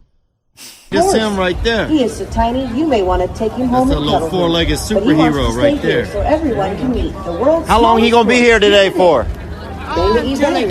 He'll be here all day? How small is he? De las grandes llanuras de Kansas, él es más pequeño que algunas clases del Dang, perro. boy. Pero es no era un bebé, él es Oh, un baby, he's so caballito small. crecido. He couldn't even And he's get it. alive, too? Caballito No, más- you had to give him a grape. So someone can buy. Say, how does someone get in a claiming race? What is that? But that's kind of like the low level races. Horses they cannot compete in a allowance race. They're a little bit lesser. That you try to put them where they can win. So you don't want to break the horse heart. So you kind of had to first find where his level at and then raise them there so he can be competitive. So there is, I think it's $20-some thousand, the cheapest we have here. Maybe a little bit cheaper. And then, so you just contact your trainer or a trainer there and say, hey, I'm so-and-so and I want to claim a horse, and you can claim that horse. And put him in the race? Well, you had to do this. You had to do that while he's racing. Oh. So after the race, Right, you it's can claim yours. him. No, if you Oh. put the claim in before he's going to race, right? Uh-huh. So now, if the claimant goes through, that means nothing happens to the horse. The horse clears the veterinarian and everything because they want to make sure that the new owner gets a sound horse. Okay. So, because you already put the claim, and if the horse came back from the race good, now He's you yours. won. It's yours. Really? You just pick him up That's it. You just pick him up and call your trainer and get him going, and huh? get him going. Dang. That's how you do it. That's what I say. You can own a horse. We could do it. We have room here, I think, maybe. I would name it. I have one horse, actually, Brendan, that we keep back here sometimes, but that's a different show. He eats kratom and nicotine. Yeah, he does. He's definitely... He's on a unique diet. Diet. What are the fitness things that you do fitness wise to stay in shape, man? I train boxing. You do? Yeah. I train boxing just because that's what I love. Right. And then that's the only thing that I'm actually excited to go and do. You know, I try do the normal training, you know, the cardio and weights and these things, but it's just like it's not exciting for you. It's not exciting for me, you know. But I go boxing, it gets me the cardio, it gives me the strength, so something. And are there other exercises that they ask you that help you be a jockey, or is it just about kind of keeping your weight down? Keeping your weight down. You have, well, we gallop. We ride. Like I said, we train a lot of horses during the week, so that kind of we get our fitness somehow from there too. Like our, we can do some type of a lot of squats, you know, a lot of leg work. You know, our legs need to be strong, our core, our arms. Because the position you're in, can you bring that up, Nick? Do you mind? Just hit when he's on a horse. Yeah. Because you're real. I mean, you're in there. The goal is to stay as small as possible. Yeah, aerodynamic too. Yeah. And is there a certain like a nucleus point on the horse you want to stay on top of, kind of? In the center, yeah. Okay. See. Wow, man. And some can a little person or they used to call midget, but a little person, can they be a jockey or no? They could. I think that would be difficult because the arm length, you know, it probably. Okay, so you have to have more. So the arm length is a little bit limited. Yeah, or maybe they wouldn't be as strong as, you know. Maybe the push would be like. Yeah, I'm just curious as if why wouldn't more men or women like that be jockeys? And what about a child? Anybody ever try to sneak a child in there? Can a child do it? No. You had to be. I think you had to be 16. I think is probably the youngest you can start. Probably 18, but you have to be signed by your parents. Yeah. And so, does the horse get excited? Yeah, that guy. He's gonna. Who's gonna? He could do it. Hezbollah, dude. Yeah, he could do it, man. Yeah, no. I would like to see him do it, huh? I think that would be dangerous. We need to send him down to the hippodrome. Mexico, yeah. Yeah, we need to send him down to Mexico City, man, and see what happens to him. That is funny. So the horse gets excited when it wins? Does it know? You feel like the horse knows that it won? Oh yeah, I think so.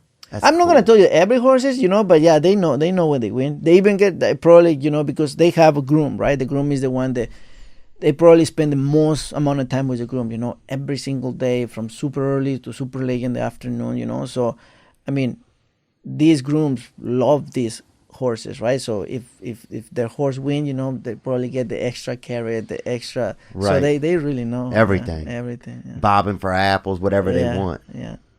Wow. I'm trying to think of some other questions that we had. Nick, did anything pop in your head or anything good come in? Here's a question from a beautiful young lady, obviously, and this is from the Dust Bowl era. This question, and that's just a joke, lady. These are beautiful kids. And that one kid looks a little bit like, I'm going to say it, like Hezbollah, who just sent in, who we just saw the picture of. What's up? Theo and Mario. We are from Saskatoon, Saskatchewan in Canada. Mm-hmm. And we have a question for Mario. Our racetrack in town is closing down, and they are opening a new one outside of town. The First Nation people are going to open it up, and I was just wondering if you have any superstitions riding on an old track that's tried and true versus riding on a brand new track. Gang, gang. Gang, gang. Oh, that's cute. That's so cute. Superstitions, yeah. I think we all have little superstitions, you know. Yeah. I did think, yeah.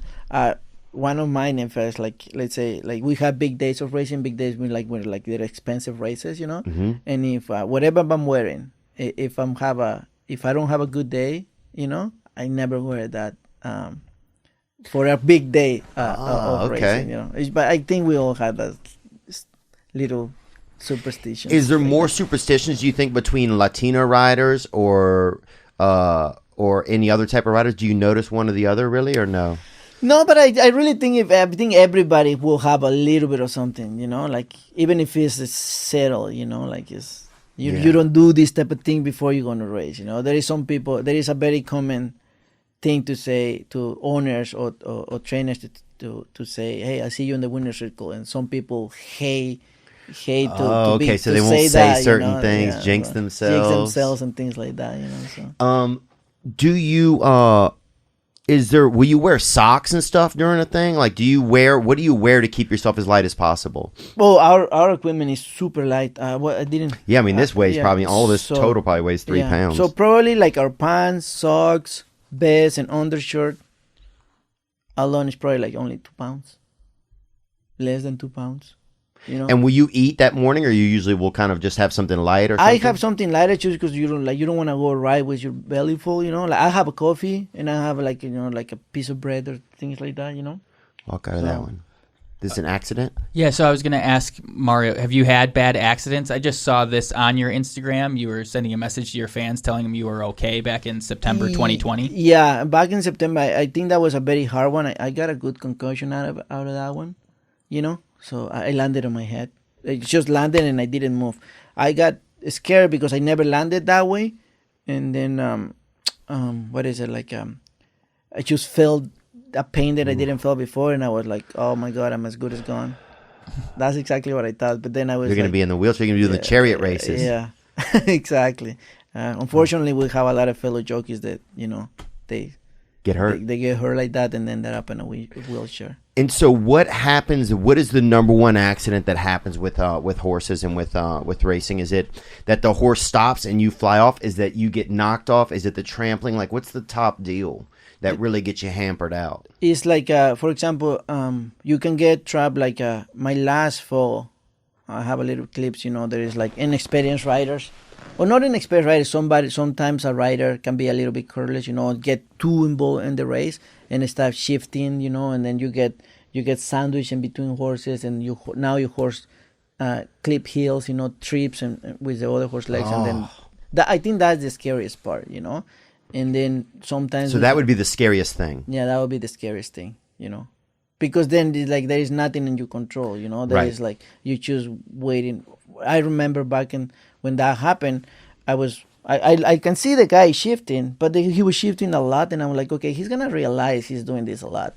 And then so I kept riding my horse, right? Because I had a hole to go through. I kept riding.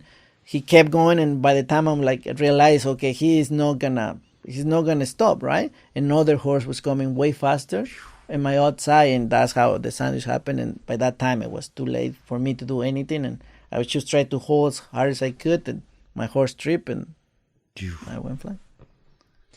And is it where can the horse see when it's running? What can it see? Oh, horses go like they can see like to their side. But the horse, like, the eyes are like a little bit on the side, so they're aware of horses coming behind. Mm-hmm. They can look backwards. That's the only thing. And is it only man horses that run or female horses? Female run? Horses. Really? Yeah. Only female? Only female horses. You can ride you can mix each other. You can, but that's not very common. But fillies run with the fillies. Males run with the males, but we don't. We have equality in the sport, so a female can run with the guys. So, like in the Kentucky Derby, move this a little closer if you don't mind. In the Kentucky Derby, like, is it men in that race? Is it male horses or female horses, or it's both? I don't know. You got to get out of here. It's both. It's both. I think one female horse won the Kentucky Derby. Wow. Yeah, I don't remember what's the name of the horse, but yeah, a female. It's not very common, but they can run. There's no restrictions whatsoever for a female horse not to enter. You just have to qualify. If you're good enough to qualify, you can run. So more commonly, a lot of the horses that you ride are male horses? I know, both. It's Both, yeah. Do you notice a difference in the horses? Oh, really? yeah. Really? Oh, yeah, the girls are more feisty. You have to treat them different. I knew it! You have to treat them different. I freaking knew it, dude. Oh, they're so... You got to take them to the movies. Oh, you have to be so kind and nice to them, Open the door. Yep, yeah. They're more... Yeah, you have to be They'll stand outside of the stable just waiting for you to open the door to it. Yeah. Dang, they're so different. So different. Really? Yeah. Wow. I have a lot of luck with fillies, with female horses. Really? A lot of what fillies? Luck. But they tend to run really well for me. Really? Yeah. Maybe they like you, huh? Yes. I can see it. I can see it, man. Yeah. Handsome guy. I could see it. Winning colors, genuine risk, and regret.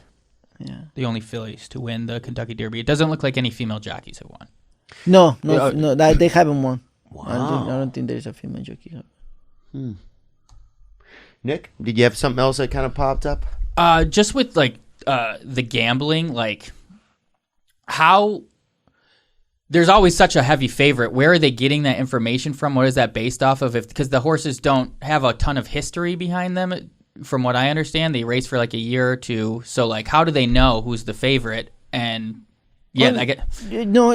We have like they have the past performances. You know, you can see, for example, or they record the workouts as well.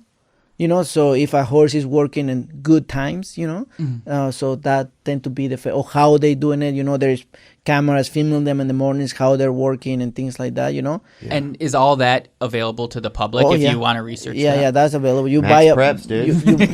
there is people there is like the hardcore handicappers, the hardcore gamblers. You know, that you buy this book and you study this book and you can see the past performance, what they have all kinds of descriptions, what the horse did, if he got in any kind of trouble, if he broke leg from the gate. Oh, they has all kinds of things, you know. Dang. Speed figures and all this type of thing. It goes too crazy. Yeah. And can a horse spit? Do they spit? What I don't think so. No, I don't think. Those are like llamas, I think. No? Yeah. Right? Yeah. Yeah, you're right. Could you see yourself venturing out and getting on the back of a different animal? You ever think about it?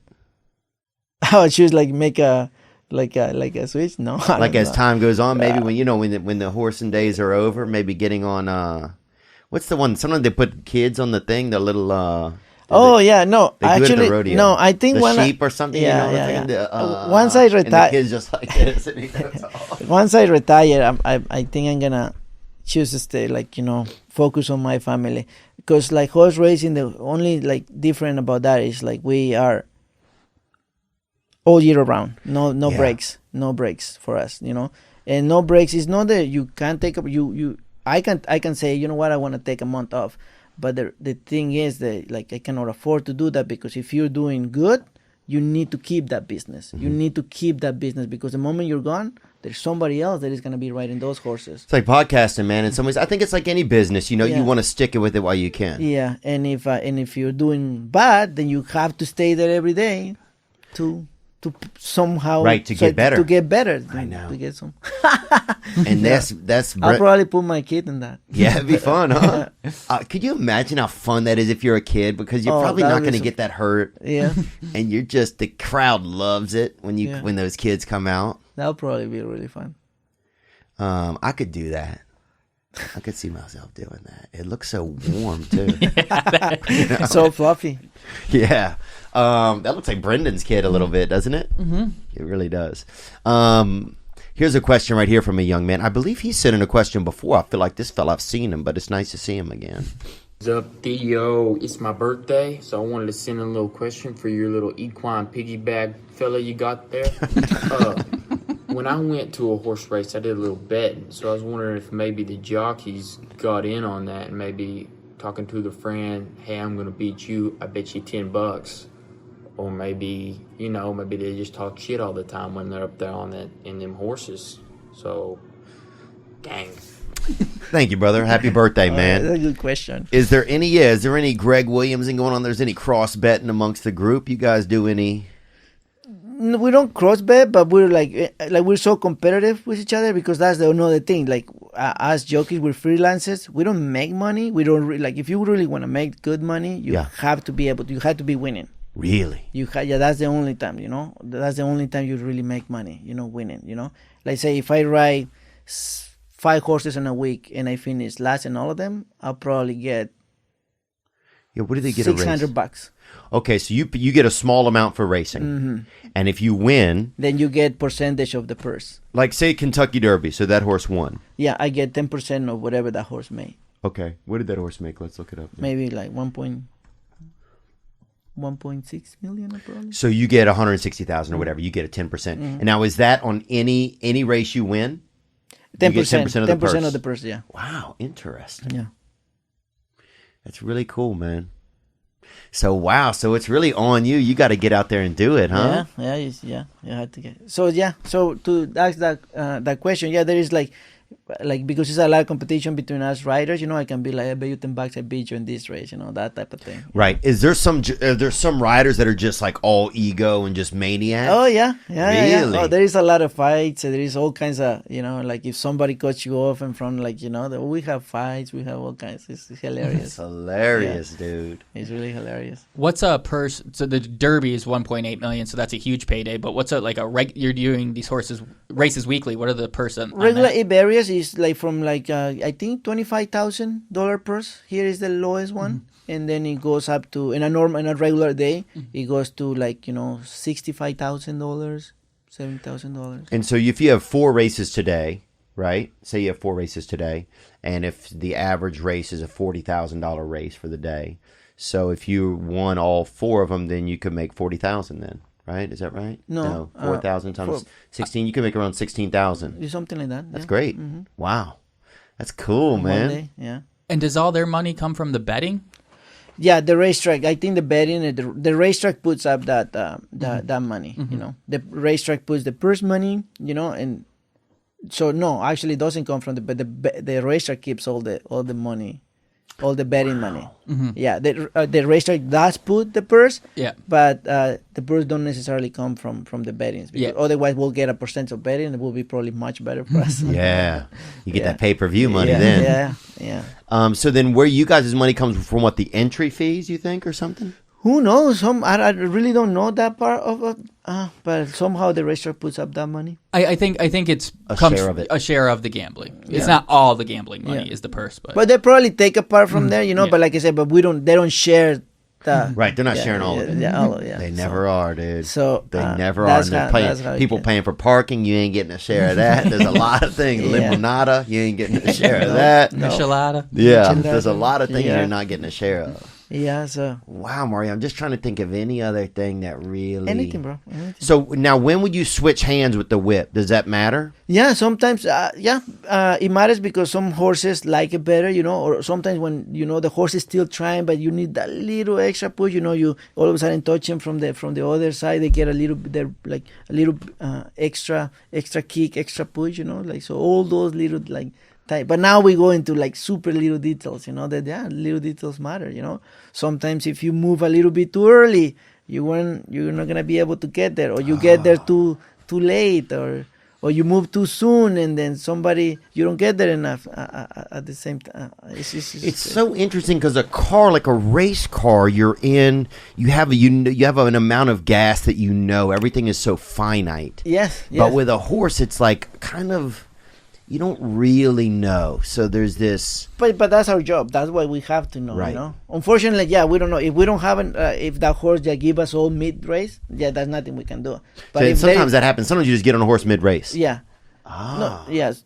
Or you don't. Or sometimes you don't work with the horses in advance. Yeah. No. Sometimes you don't. Sometimes you just get. You choose that day. You choose.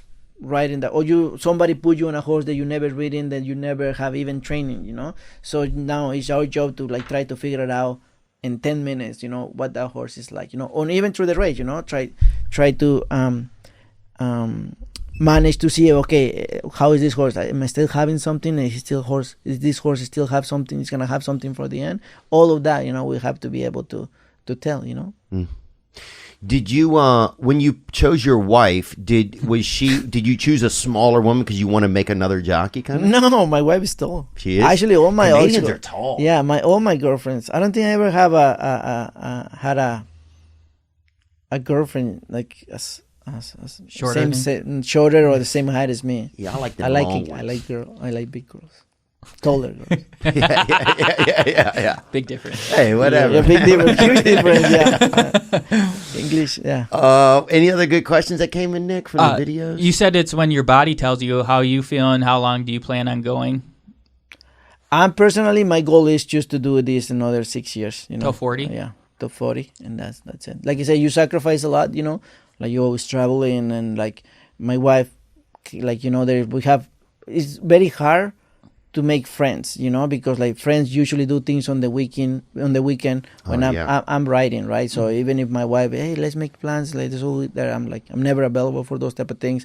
Even for my kid, like I can't be choose a part of the community of his school, or I'm not available for those things, you know. So it's a lot. This is the type of things that like I know I'm sacrificing right now. That's why I want to try to give my all. By the time I reach 40, I want to be able to have something where I can lay back and be able to live off that and just be with my family. Yeah.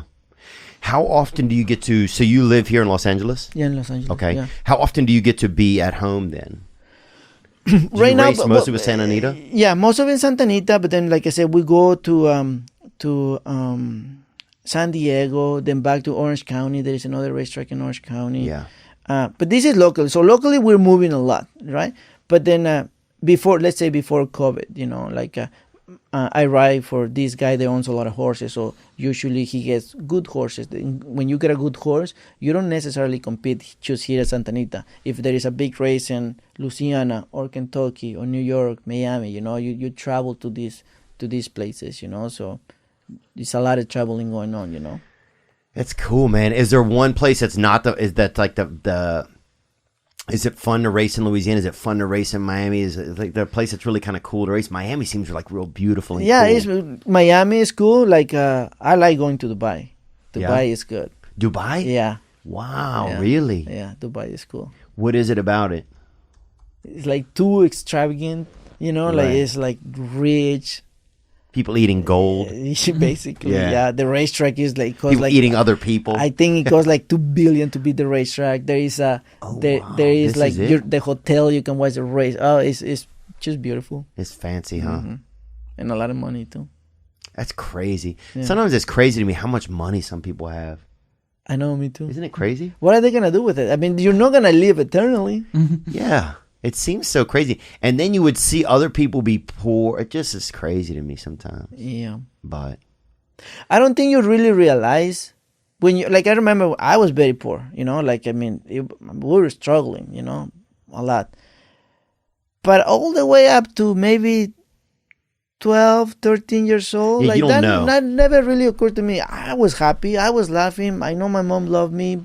Yeah. It's just my dad loved us, you know, like, yeah, we know that we didn't, because you were aware of things that you don't have, you know, we didn't have TV, but like, that wasn't like something to be asked to be depressed about. I think that the older you get, you know, even now, you know, like sometimes I feel guilt, or I feel like I try to think about my parent, because now I'm a parent, you know, my kid, and we're going to, you know, to the store, or we're going to this, and my kid, I want that, or I want this, and for me to be able to provide for him, and kind of like whatever he wants, I buy him, you know, and then to think, geez, you know, what, like, I remember me as a kid, when I was a kid, asking for things, but I never got any. Yeah. You know, I never got any. So I now I go back and be like, you know, how hard, what, you know, I will feel right now if my kid is asking me for something, and it just don't have it on my pocket. It will break your heart, you know, so I give it to my dad for that, you know. I mean, that probably was one of the hardest part for a parent to be able to give something that a kid is asking for, you know. Oh, yeah, I bet, man.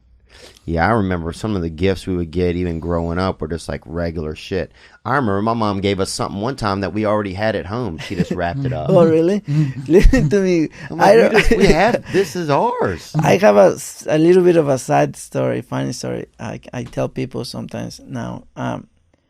I always used to write to Santa. Freaking Santa never got me anything, right? So well, yeah. I probably was around like 8 years old, and I was writing to Santa, and I don't know what I was asking for, but I know he didn't give me what I asked for, and then but I remember writing, put in the car, and then the next day woke up and a present was there, so I was like, holy shit, you know, it worked. Like, he didn't forget me this year, you know. So I'm all excited. I go unwrap the present, and I remember I had like this little soldier, you know, and I think I asked for a remote control car or something like that, and I was so mad.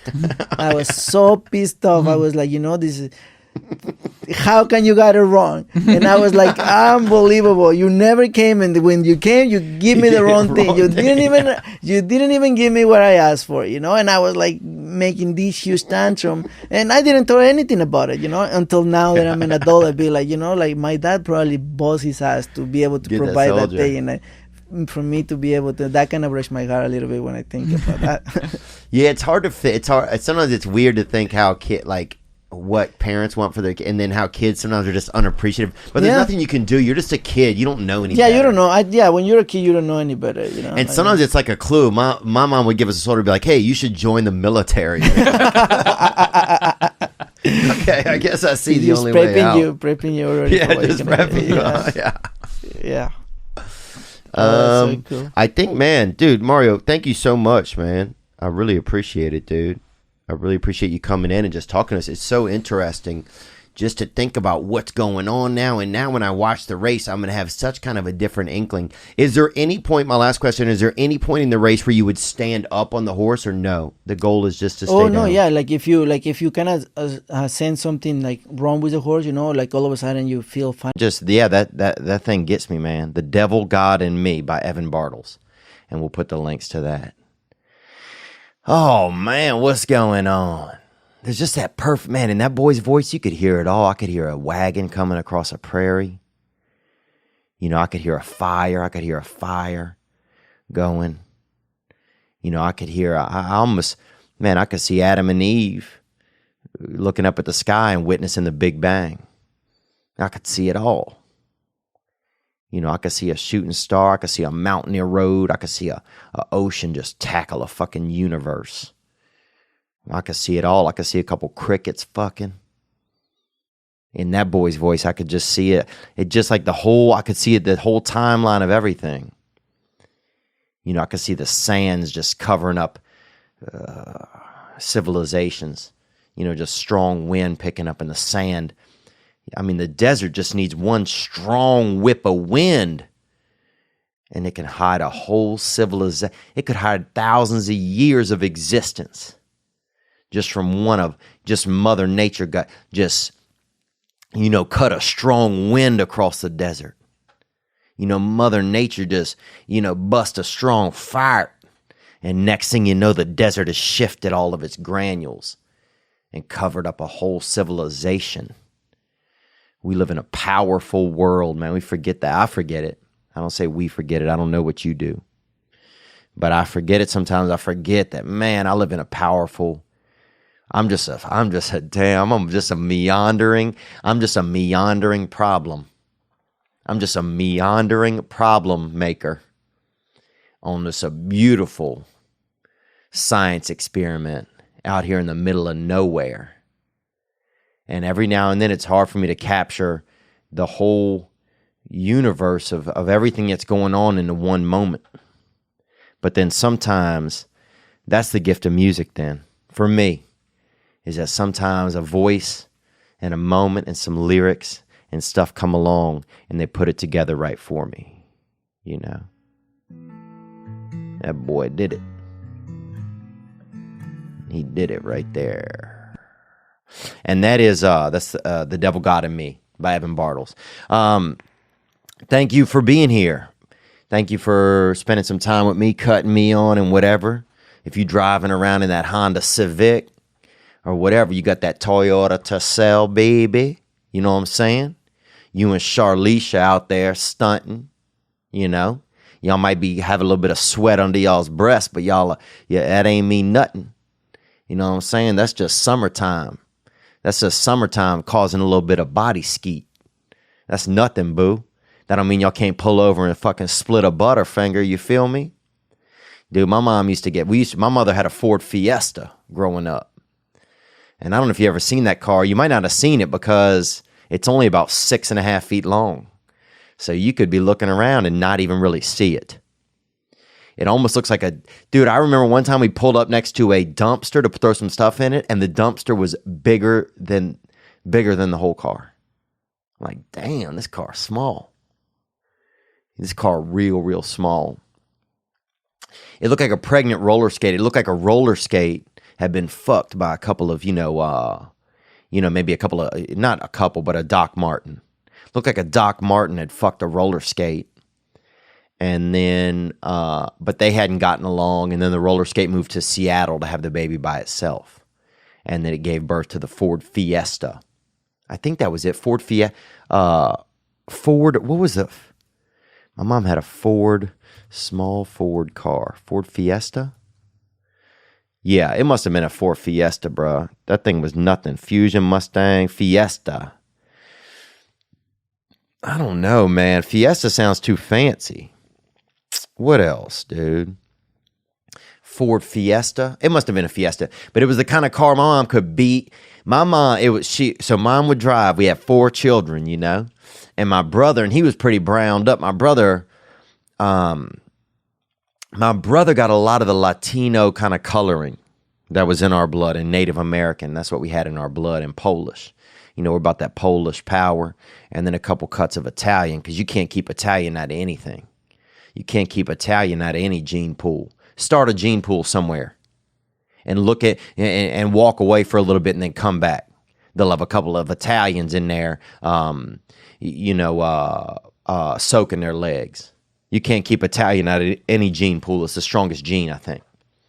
You know, as soon as they start, soon they're going to start coming out with black Italians, and it's a wrap.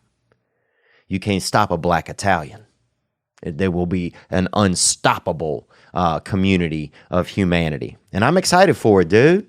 That beautiful black, you have a beautiful black physique, boy. That Italian, that wild Italian hair, bro. Come on, dude. A dude fucking just straight up dunking. He's got calzones tattooed on his fucking biceps. Come on. That'd be beautiful. What am I talking about? I don't know, dude. I've had fucking anxiety out the yang, bro.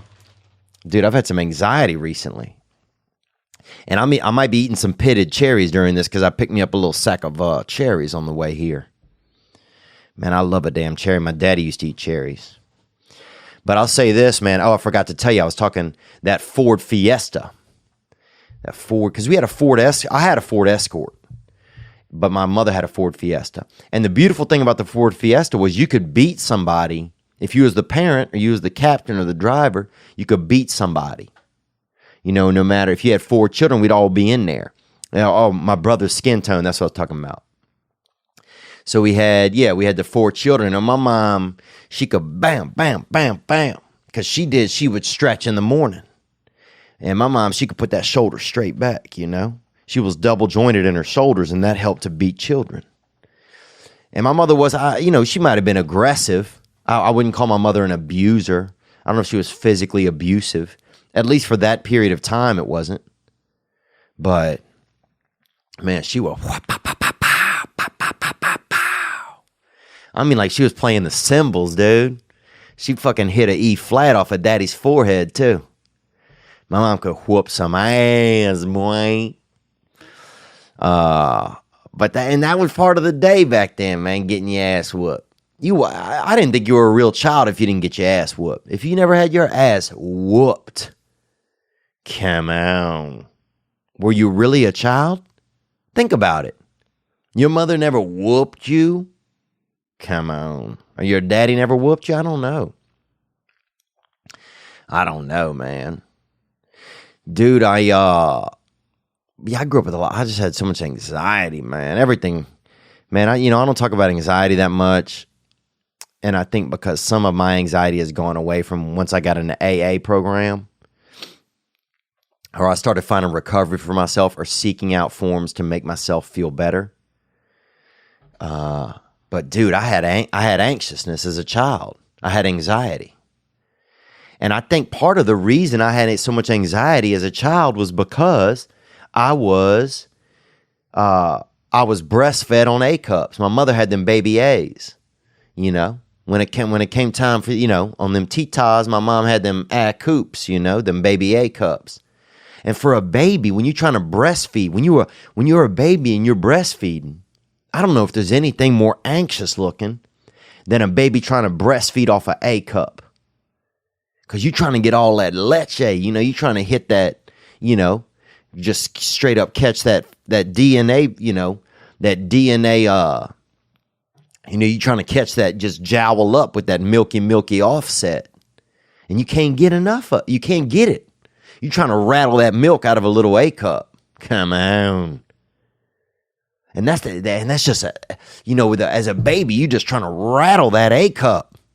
But I don't care how much you rattle, there ain't enough, there ain't much sauce in that dish.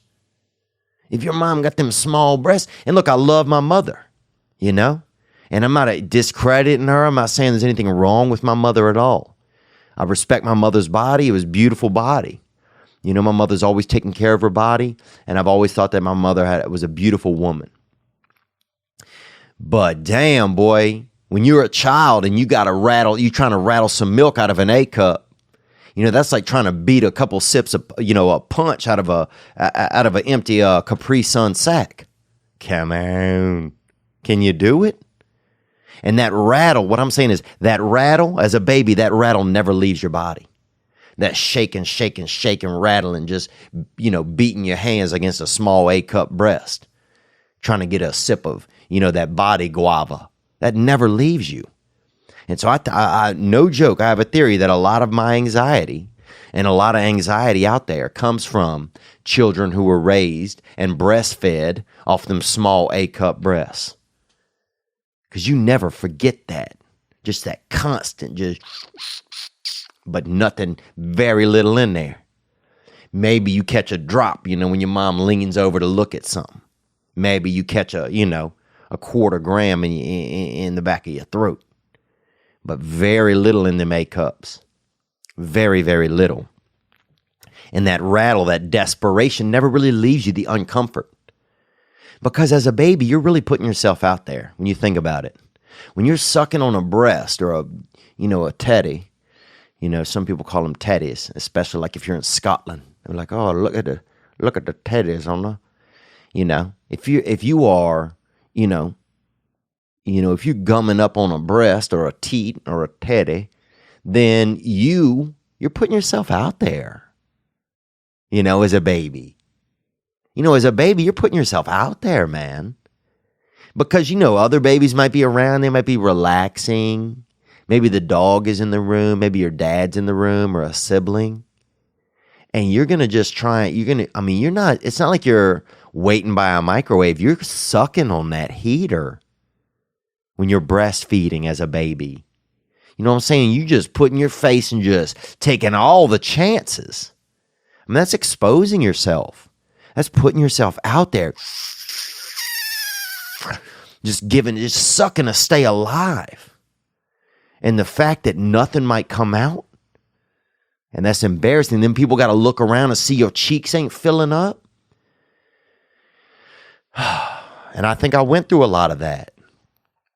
You know, and my brother had also gotten to my mother's breast before me. He was older than me, and he was born before me, and he breastfed before me.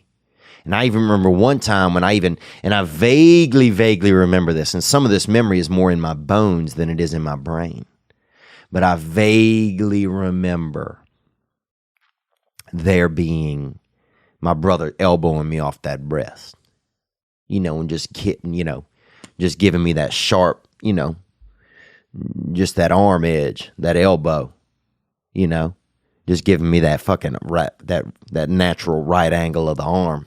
That elbow, and just, you know, nudging me off that tatat, nudging me right off mama's tatat, and taking that, you know, maybe catching a couple, you know, whatever last grams of milk was in there, and leaving me off that leche. And it's just tough. And so I think a lot of my anxiety started then.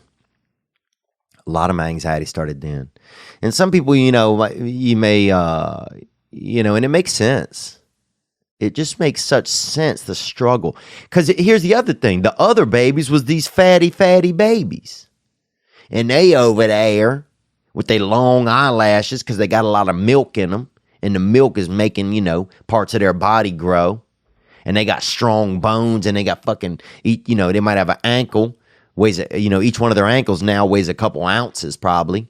Because they're boning up. Their body's marrowing up because they converting that milk. And they looking all fat and unconscious. One baby had passed out and a lot of milk had drooled out of his mouth and pooled up around his eye. He had that naughty white eye patch, you know? That fat baby fucking eye patch when that milk, you know, they're sleeping at such an angle where the milk rolls out of their mouth and just pools up in their eye, around their eye, on top of their closed eyelid. And they got that fucking leche eye patch, you know? And you're like, damn, that fat fucker. He have so much milk over by him. He doing tricks with it. He's doing stunts. This motherfucker over here, David Blaine, and under his fucking milk, sleeping under half an ounce. And I'm out here just fighting for every damn drippity drap.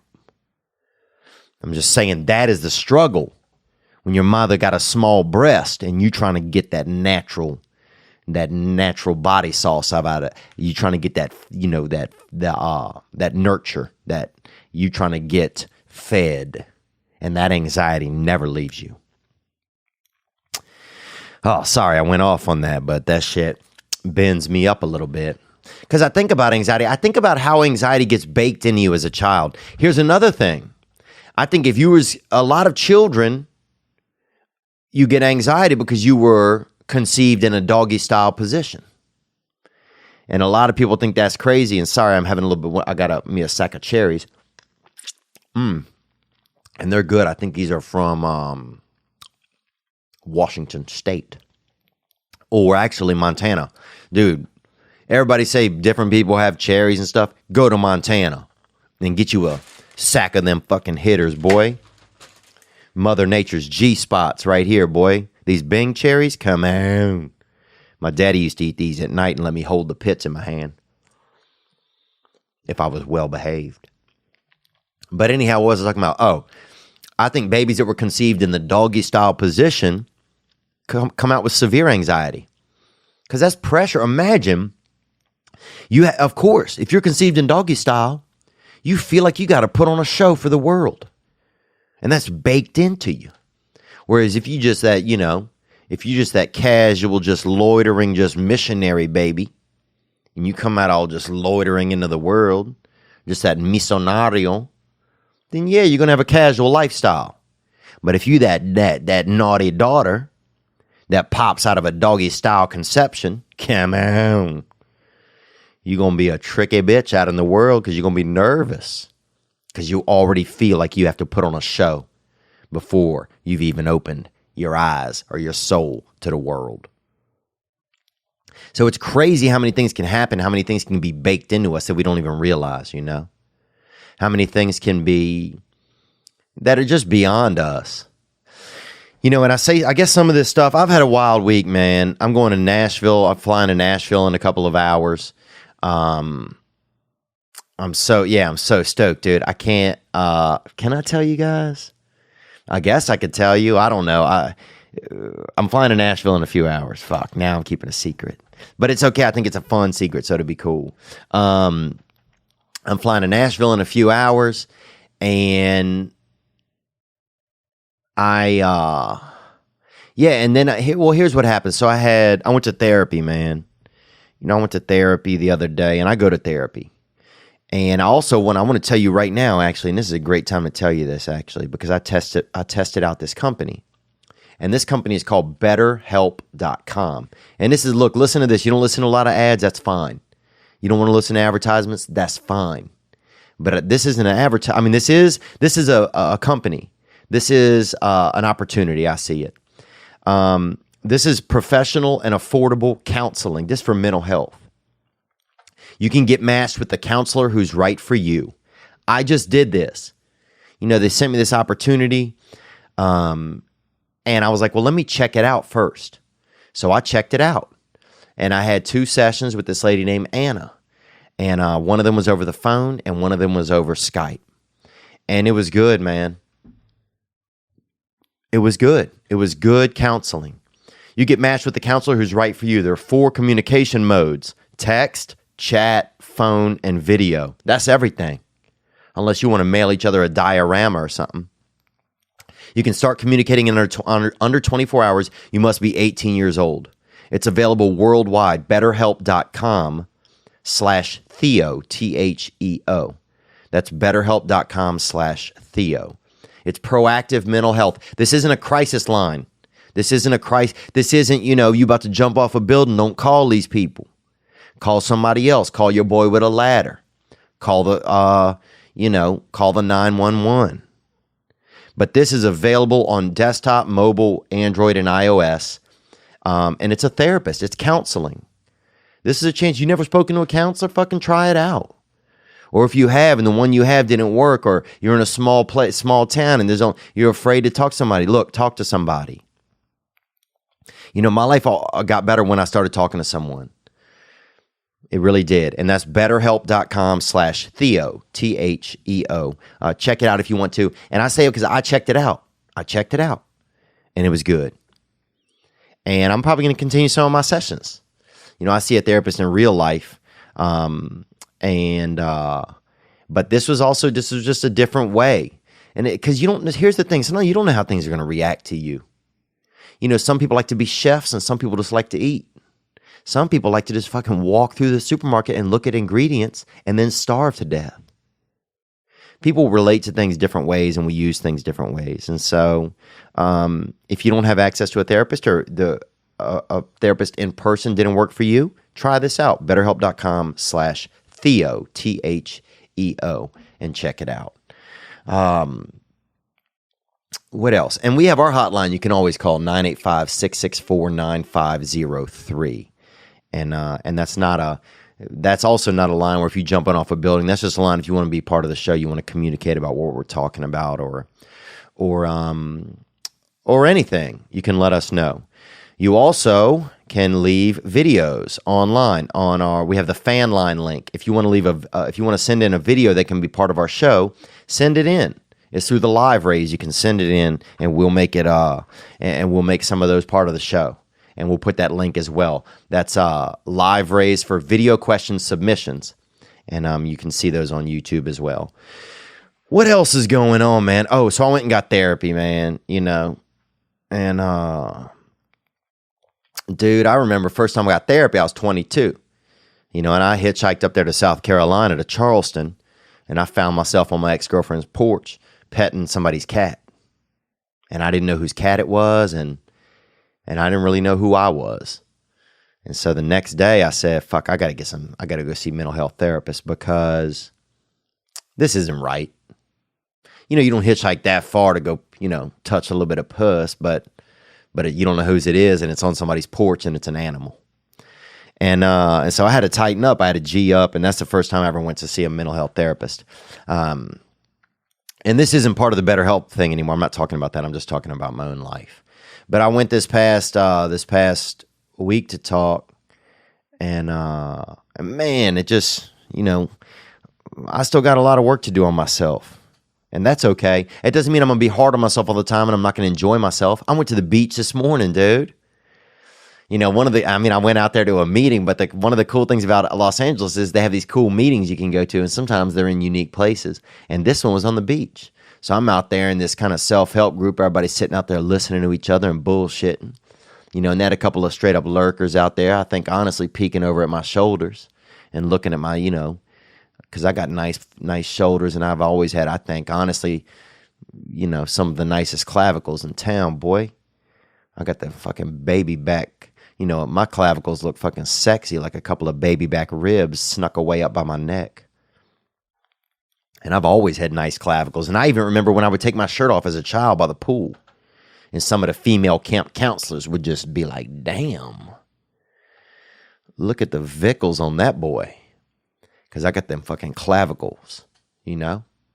I'm that upper skeletal echelon bad boy. You know? I'm that fucking puff daddy of clavies. You feel me? I break them things out. People are like, we ain't going nowhere. We ain't. We looking at his bones. He bad bones for life. I got them up top hitters, you know. And you got to find out what features of yours are nice, you know. But anyway, I was out at that meeting, and then afterwards, I'm out at the beach, and I went in the water. And there's something, dude. There is something I'll say. And look, I've been in the ocean 3 times in the past 3 weeks, and it's feeling good. I'm feeling real grateful. You know, I was thinking about,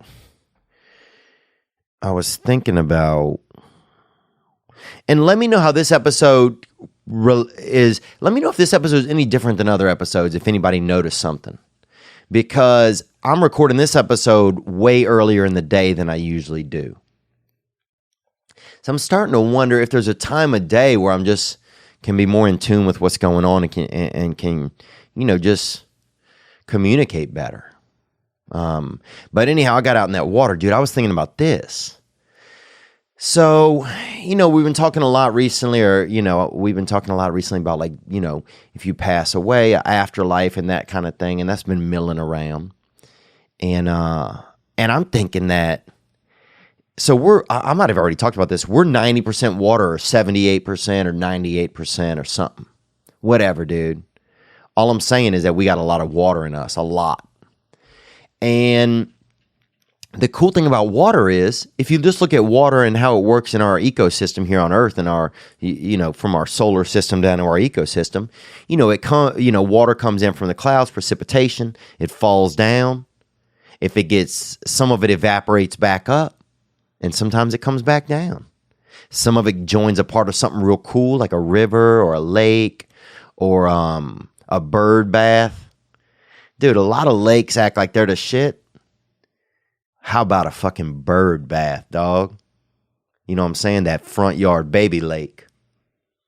That is that real, bad boy body of water. Is that bird bath, boy.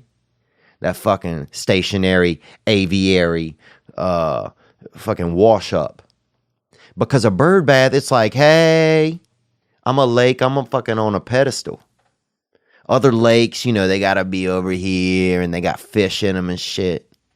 Bird bath's like, I'm up here, I'm lifted up, I'm up in this little stone piece. I'm set into this dealio. Man, a bird bath, that thing flexes. And then here's the thing about a bird bath. It's got birds stopping by. What other other lakes, a lot of lakes and stuff, birds pass by, steal a fish. You ever see that shit? You ever see a bird just steal a fish from a lake? And a lake can't do anything. A lake don't have a lot of weapons because the weapon was rain. That's really its weapon. And then a lake is just the aftermath of water weaponry.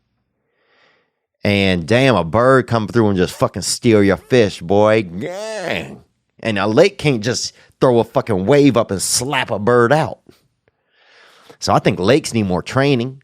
Maybe lakes could do some Brazilian jiu-jitsu or something. But a bird bath, dude, that's that fucking, that's just like a damn, that's just that beautiful little spectacle. It's just that uplifted teardrop.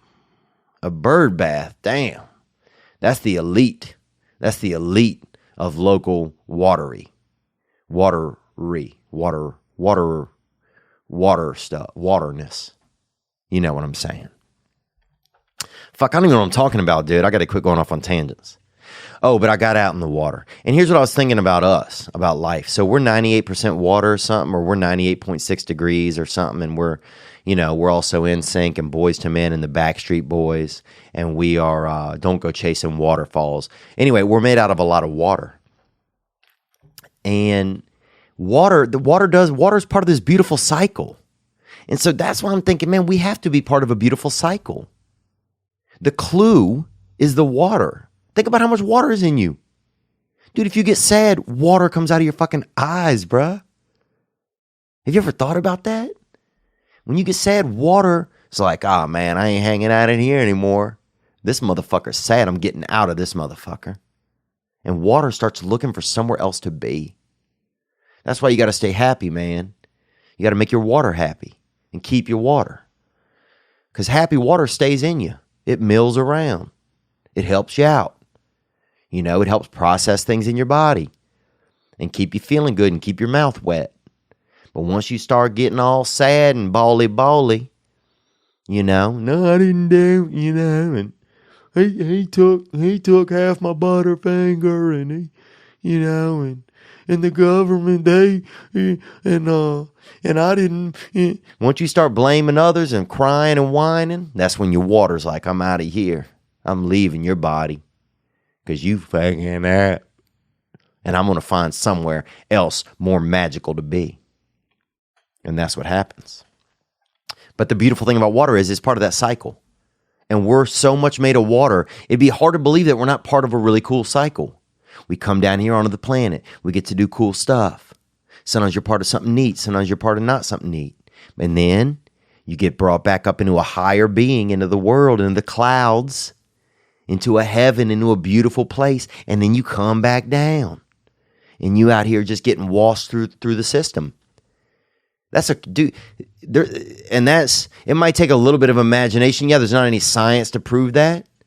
But dude, one fucking big whoosh of a wave, or one big whoosh of a shooting star hits us, and all y'all's science ain't shit anyway.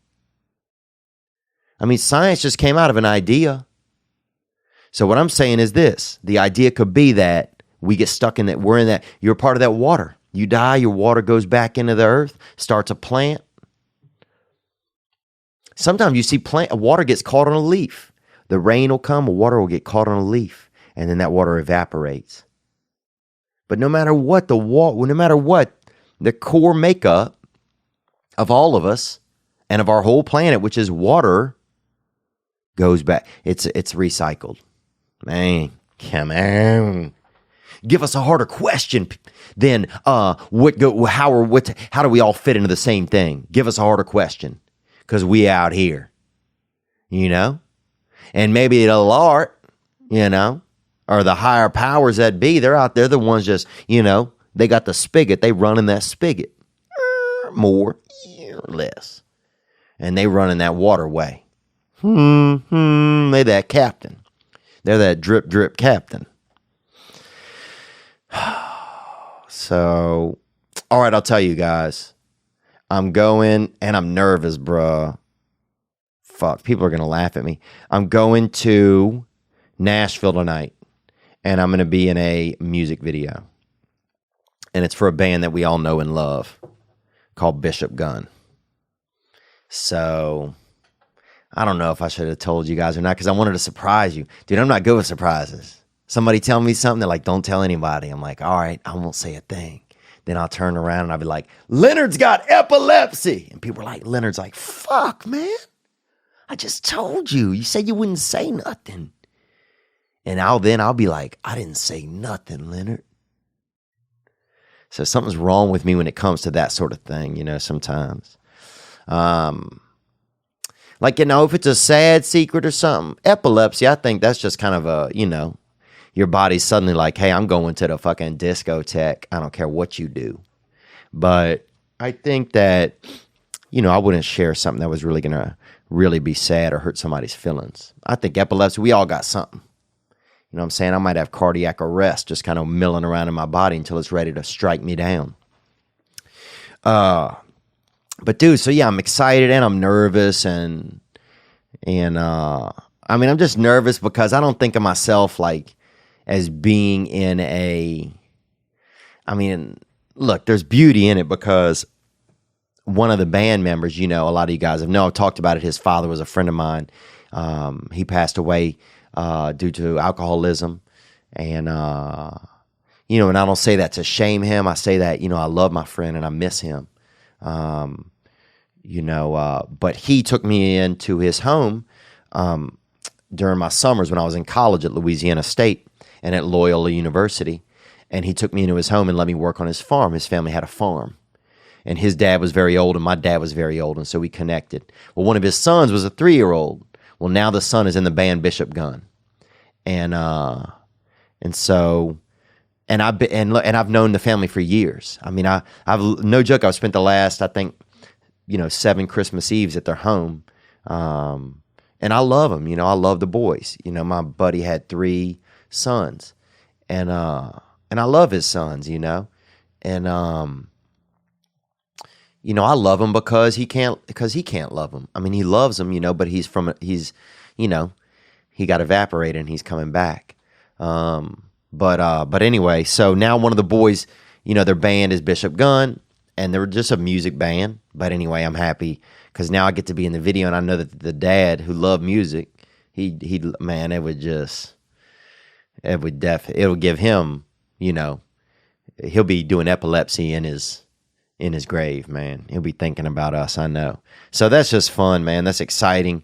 And it's just so cool. Like Bishop Gunn was in Macon, Georgia this weekend. There was some, this past weekenders came out. and checked it out, man. And that kind of stuff, I'm just happy to be part of doing some cool stuff. And we're going to do so much neat stuff, dude, and we're going to do this shit together. And I'm excited. I really am. You know, we had a single mom come out in last week. We might do one in Chicago. We're still putting together the piece from last week. We got some production groups that are going to start meeting up with us in different cities and helping us make some of the videos better. So that's going to be cool. And dude, I want to do that game show with a cleaning woman, you know, a maid, a hotel maid, where we just surprise her with that game show. So going to start thinking about how we can make that a truth, but we're definitely going to try it. I'm just worried about, you know, if somebody pops out of a fucking closet and this cleaning lady pulls out a straight shank. Because a lot of these Lysol ladies been through some fucking real, you know what I'm saying? They've been, you know, they ain't from Connecticut, you know, they're not from Connecticut. They're not from, they from some real, if they're from Connecticut, they're from Hartford. You know what I'm saying? They not from, East Greenwich or something. So I'm just saying that they some real ladies. But yeah, man, I went to therapy this week. And what else? Yeah, we talked about honesty last week. Just trying to get honest with myself. Yeah, I'm just trying to get honest with myself. You know, sometimes it's hard for me to just be myself fully. And one thing about anxiety is that it's just such a static that prevents you from feeling comfortable with the world. You know, it's such an uncomfortable thing, man. When I really think back in a lot of like going to clubs and that sort of thing and just the uncomfort I would feel. But I felt this pressure like, oh, I got to be there. Eventually I'll feel comfortable and I'll seem okay. And everybody will be like, oh, he's okay. He's fine. But that never really happened. I would just be at some of these places and just be uncomfortable. And just trying my hardest to fucking look comfortable. That shit was hilarious. I'm like, oh, I'll hold this drink. I'll adjust my shirt. I'll put one of my hands in my pocket. I'll put two of my hands in my pocket. I'll put my drink in my pocket. Next thing you know, I got 2 drinks. I got a drink in each front pocket, and I got my hands in both of my back pockets. Like I'm fucking Wyatt Slurp. You know what I'm saying? Like I look like a fucking idiot, and I'm not comfortable at all. But I think I've had a lot of anxiety too in relationships, in my relationship, especially my relationship towards women, with females. I've had a lot of uncomfort over the years with that, and things that I'm just kind of realizing. Like I've always needed the approval of females constantly. And I don't know where that comes. You know, I know it probably comes obviously from relationships with our mother when we're a kid. I get the blanket idea, you know, I get the fabric of it. I get the inner weavings of it. Or I get, you know, I don't know how they're all connected, those weavings, but I get some of where the different yarns can be from my mother, from my grandmother, from me, and, you know, from that environment. But man, I need the approval of women, or I need to feel okay to females, or I mean, really I need to feel okay to myself, but you know, the thing that's how I end up feeling okay, that runs through females. You know, if they see me or they recognize that I'm alive or they acknowledge me that I'm okay. And that's just been a constant thing in my life. And even when I had a girlfriend, I still, you know, I would need the constant approval of other females. Just even it could be the smallest ways. But I want to just be approval. I want to feel okay just being myself, you know. I mean, look, I want to have a wife and stuff one day, but I want to feel okay in the meantime just being myself. I don't know what I'm talking about. I'm just kind of wandering off on some ideas. We got a bunch of calls that came in. We'll get to some of those in just a second. I'll tell you that. I got to fly today. Dude, here's who I don't like on the plane, okay? Be a better air buddy. Don't be this person. The person that keeps their freaking window open when everybody else's window is closed. How you going to keep your fucking window open? What are you looking at? You at 37,000 feet. What you peeking around at? You fucking peeping air, Tom? You looking at cloud tops? What are you doing? You trying to buy a Care Bear? What are you looking for? Close your dang window because the light is coming in and it's ruining everybody else's air experience. Everybody trying to fucking rest, you know? You got this guy, usually there's like an Asian guy, he sleeps like this. He makes his own, you know. You got that, you know, you have a kind of a Rubenesque kind of black lady and she got on 5 of those, you know, those sultry, silky face shades, you know. You got the old white guy and he got his mouth just,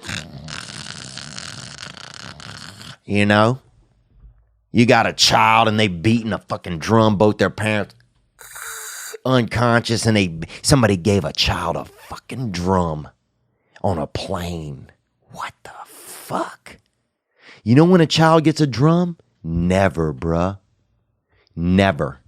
Except when they in the war and they got to send a little child out there with a drum and that child gets popped off. You know what I'm saying? But that's the sacrifice that they make. You know, one love. But you don't ever give a child a fucking drum, you idiot. And then everybody trying to get their rest. Even the pilots up there resting, you know. They got co-pilots, so they resting on each other, the two of them. Everybody's sleeping. The cart lady, she coming down, he's sleeping. You know, the cart guy, he's sleeping. Everybody resting, and then one motherfucker got to leave their window up.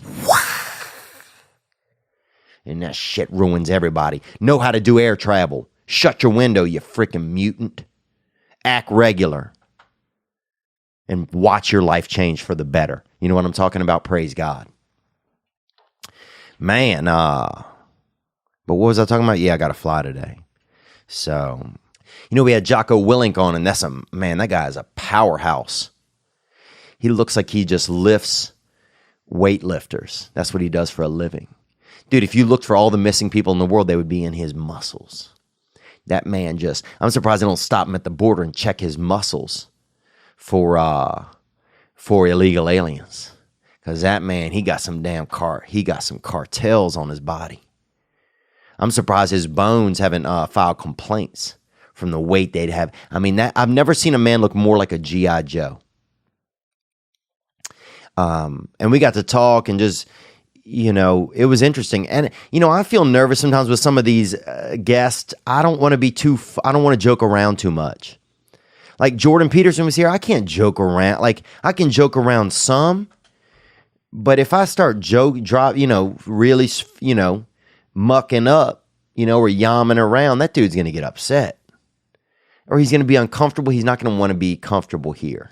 And so that's the thing. You got to monitor somebody else's comfort, which is fine. I want everybody to be comfortable. But yeah, being around Jocko was interesting, is inspiring. You know, I just cracked his book at home. I don't have it in front of me, but I'll bring it next time and read some of the stuff out of it. Just how to begin. That's the hardest part, dude. Even as being at the beach today, that first wave, that first couple of fucking, you know, them saltwater hitters, they coming at you. And that's Poseidon's out there trying to fucking lick on your dick right when you get out in the water, you know? Or he's out there trying to just, you know, brush his big saltwater tongue across your tits. But once you get past that first lick or something, you're good. You're comfortable. You start to get used to it. And man, the water gets warmer the more I go in there. And I feel more comfortable. Oh, I've taken these, you know, I know how to handle these waves. This okay. I can do this. What else, man? Well, let's go to a couple of calls, you know. I'll tell you some dates, and not many. I'm going to tell you one date. Oh, we got the website open, theovon.com/store. We got some new gang. Get that hitter. We got a couple of dope shirts on there. And so you know that. As always, the episode is brought to you by Gray Block Pizza, 1811 Pico Boulevard, on the way to the beach. You know, are you Italian? You can be. get that hitter. Let me tell you this. This right here is the date. This is the date right here. I'll be in Chicago this weekend. It's sold out. I wish I had more tickets for people, and I'm sorry. It is sold out. I'll be there at the Laugh Factory. September 14th and 15th, I'll be at Zany's in Nashville. And I have dates in Charlotte. You can go to Theo. They're live now as well. You can go to theovon.com/tour, TOUR. And I lied and I gave you 3 dates, but I lied actually. I didn't do anything. Last week we talked about if you had 96,000 or something, they had a fellow inherited 98,000. You know, we came upon some life moments, you know, where people were going to leave him and left into the ether, and they're going to come back, or he's going to see them again up in the clouds. Maybe that's who that person is with their window open in the clouds. Maybe it's just some lurker up there, some heaven hunter. You know, somebody's just up there hunting heaven. Close your window. But let's hear, we had a couple of responses of what to do with that 98K. Let's hear what happened. Hi, this is Matthew from Sonodasassa, Florida. Thanks for calling, Matthew. Onward. And last week he had a caller say he had 98,000 extra dollars that he got. And he was calling to wonder what he should do with that. Yes, he was, brother. He was asking for that. That advice, them suggestions, boy, them cash suggestions.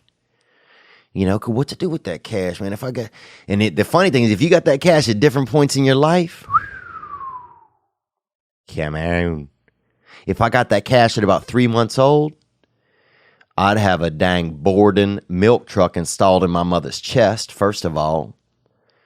And I'd have about 9 extra nipples. And that's Italiano for nipples. Nipples. You ever been to Nipples, Florida? Man, them beaches are milky white. But you could get that, at different times. At 2 or 3 months, I'd have that milk installed in my mother. You know, at 6 years old, I'd probably have a bunch of gum. I'd spend all my money on gum. I don't care, Big League Chew. A couple of packs of Garbage Pail Kids cards and some Tops or Don Russ, boy. Get that hitter, son. I'd have that Ken Griffey Jr. rookie upper deck. Let me see, if you hit me at 12 years old, I don't know what was going on, but I probably would spend a lot of my money on hair care. You know, when I was 12 years old, I used to, my God, dude, I'd go through half a can of Aquanet. I'd go through half a can, bro. And if I didn't have half a can in my hair, I wouldn't even catch the bus, son. Fuck it. I'll learn next week, dog. I ain't leaving here without my style. And dude, when you spray that Aquanet, that shit you couldn't see. Dude, that was a beautiful thing about Aquanet. You let that shit hit the air and it would cloud you up, and you could feel it fixing your hair. You know, the aqua's when you see it in the air. The net is when it gets in there and starts fixing. Just starts crab trapping up in your follicles. That's the net. And then the air would clear and you'd see how you look. Like, oh, damn, this shit is a little too MacGyver. And you just Aquanet again and just let it go. And you're like, oh, shit. This is some damn Burt Reynolds, you know? This is a little too much. And then you Aquanet again. Let that clouds disperse. And you'd be like, oh, this is just right. Now you out there Goldilocking with your hair looking beautiful. But I love that Aquanet, man. Anyway, let's hear more. What are we talking about? I don't know. Onward.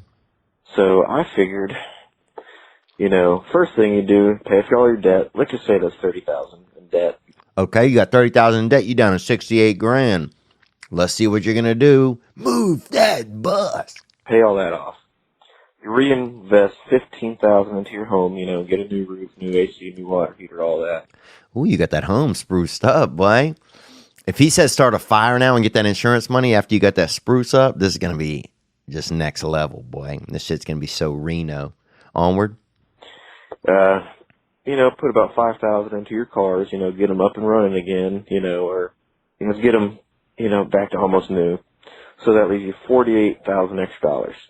You take $10,000, invest into a couple of CDs, take another $5,000, put in some stock. That leaves you $33,000 you still got. So, with that, give a couple thousand to your kids, put it in a nice savings account. And then, yeah, with that extra money, I would probably invest in some property, a couple acres, plant a bunch of pine trees on it. After about 5 years, sell those pine trees to a company that, deals in wood. And damn, boy, you talking about Christmas treeing, dude. And just say it, man. Look, I want everybody, if you call up here, you can say whatever you want.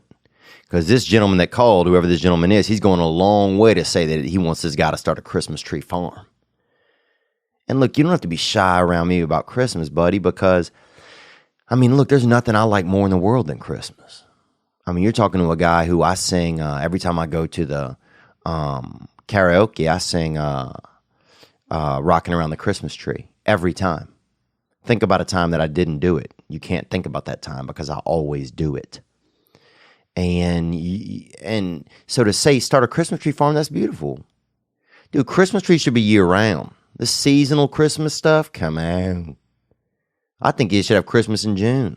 Back that thing up. Move that bus. You know what I'm saying? Get in there. June 12th should be damn Christmas, bruh. Or Little Christmas. Call it Little Christmas. Come on, man. We can do it. I think we can do it. Let's hear a little bit more, man, about how you really want to start a Christmas tree farm, but you don't want to admit it. Yeah, there you go. That's what you do with your money. So there you go. He said it, man. Get your life tightened up. Get your cars tightened up. Get your microwave a new motor. Put a couple of fucking turbine engines in your fucking hair dryer. You know what I'm saying? Tighten you up. Throw 10 grand in a CD. Buy a stock. If you buy a stock, the one I recommend, Amazon, AMZN. It's at almost 1900 right now, but I believe, and I could be hella fucking wrong, bruh, so don't come back at me like that about that cash. I believe it's going to go to 3,000 this year. I believe that. Let's hear more, man. Let's take another call. What in response to the 98 grand, what should he do? Hey, Theo. This is Riles from the City of Brotherly Love. City of Brotherly Love, boy, that's West Hollywood, California. Onward. I'm just responding to Dylan's voicemail about that 98K. Oh, yeah, he came into that fucking 98, boy. He came into that flossy papeles y verde, you feel me? He came into that flossy green pepper. Let's hear more. Onward. No, I'm not a financial advisor, but, I'm a business extraordinaire. I do know some things about finance now. It looks like Dylan's trying to retire someday, and I would recommend for him to invest. Yeah, everybody trying to retire, man. He ain't trying to be no sharecropper, But let's hear more, man, and thanks for calling. Sorry, I'm kind of antsy today, and I think maybe I'm being aggressive and maybe taking that on some of you guys and not being super friendly. But I'm grateful that you guys listened and that some people did call in about Dylan's stuff. And I just got to check myself. Sometimes I get kind of high energy sometimes. Let's hear more. Onward. In the stock market. Now, I'd recommend a mutual fund or an ETF or something that tracks the S&P 500. I use Vanguard and I got the, I think this total stock market index fund. And, it's a good job. I put my money in there and I basically got my money in Apple, Amazon, all these different companies, all them hitters. You got them hitters. So he's saying, there you go. Put it into some, some long-term stuff. And I think long-term stuff's a great idea. The other gentleman mentioned real estate. I think that's a great idea as well. I think also if you can find a partner that you trust, which is, or that you do business well. It doesn't need to be a great friend, but somebody you do business well with. Start an LLC with them. And you can get, that way you go half in on a property. And that way, it's half the risk, half the reward, but it's still you're learning how to do a property. I bought a property with a friend a long time ago. And it's been an uphill battle, but it has gained ground. And I've learned a lot about property management over the years. And it's been enjoyable, man. It's been enjoyable. During the highs and lows, it's been enjoyable. But yeah, there's some place you can put 10, 20% down and get you into a decent spot and get a little rental investment property going. And a real investment property really is just a long-term place to save money, really. Let's hear more. Onward. What? Theo, this is Mikey C. I was calling in regards to the dude who's coming up on 98 grand. First thing I do is take 8 grand of that and go on a badass vacation. Okay, he wants that badass vacation. Where you gonna go, dude? Where you trying to go? Gallipoli, bruh? Iwo Jima, dude? I like them war vacays, bruh. You know what I'm saying? I'm that dude. I'll buy sod from Vietnam. You know what I'm saying? I'll buy sod from Gettysburg. Why isn't there a company selling sod from famous battlefields? Come on. Second part, I'll take that 90 grand. I would go to a place like Edward Jones, somewhere like that. Edward Jones, dude. Not the old guy that we used to play for the Dallas Cowboys, huh? And look into municipal bonds. Oh, okay. I think Edward Jones paint. Also, or Ed Too Tall Jones. That's who I'm thinking of. Or Edward Jones, bro. This dude. We used to he had this dude that lived by us, and he was always on the swing set talking shit outside, and one day he fell off the swing set and broke all the bones in his shoulder or something, and his shirt never fit the same again, dude. And he would always try to make fake shoulder. He'd make fake shoulder inside of a shirt out of he'd get him a little piece of styrofoam or a little couple stacks of cardboard, little small stacks in there, and just make that fucking seaboard shoulder. Just make that fucking that styrofoam fucking, that ridge, baby, that upper arm ridge, that hard turn. And he put it under his shoulder. So you'd always see him. Sometime his shoulder looked normal, and then sometime it looked like, damn, he got he'd have like one of those little pints of milk under there or something cart. And you're like, damn, he fucking couldn't find no styrofoam or even shape his shit up. At least for church, put in your shapiest shoulder. Damn, Edward. Come on, man. Have some respect for yourself and for the Lord. You out here shape up, man. Shift shape, son. Shift shape. At least keep a sexy styrofoam shoulder piece or something you make out of some, a little bit of putty or some fucking river clay. And keep that thing in a nice box or a case or a little, at least like in a little, double bag it. So you can break that bitch out on Sunday and stack that thing on your broken shoulder. Because you shouldn't have been swing setting. Look, dude, when shit happens to adults and they shouldn't be doing it, children's shit, get in there, boy. Something's wrong with you. You out there swing setting. Your stepdaddy choked to death on a kazoo. Well, fuck him, bruh. Stay off that kazoo, daddy. You know what I'm saying? Play a man's instrument. Or get out. Let's hear more. Sorry, man. I'm fucking damn, dude. I got real rural for a second. Municipal bonds are basically loans taken out by municipalities, like if the airport needs some improvements, but they don't have the money on hand. Dude, I ain't investing in the airport, dude. Some man just stole a plane the other day. Man, and I kind of felt for this dude, bro. How much, dude, that guy, I'll say this, the guy that stole the plane, he seemed like a fucking regular dude who went a little bit all in and got caught with a few cards in his hand, but then just said, well, I'm going back to heaven. Didn't it seem like that? If you listen to the conversation, they're saying, turn it around and stop it. And he's kind of worried about others. They tell him to land at the airport.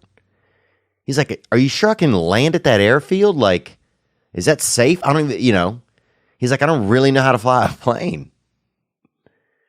I mean, it's almost like he was teaching them. It's interesting because he was strategizing for himself and for others at the same time.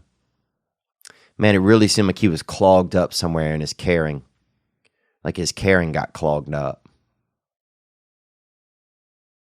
Man, caring gets clogged up. I noticed that the last week it was hard for me to care about anybody last weekend. It was just hard for me to care about anybody. And then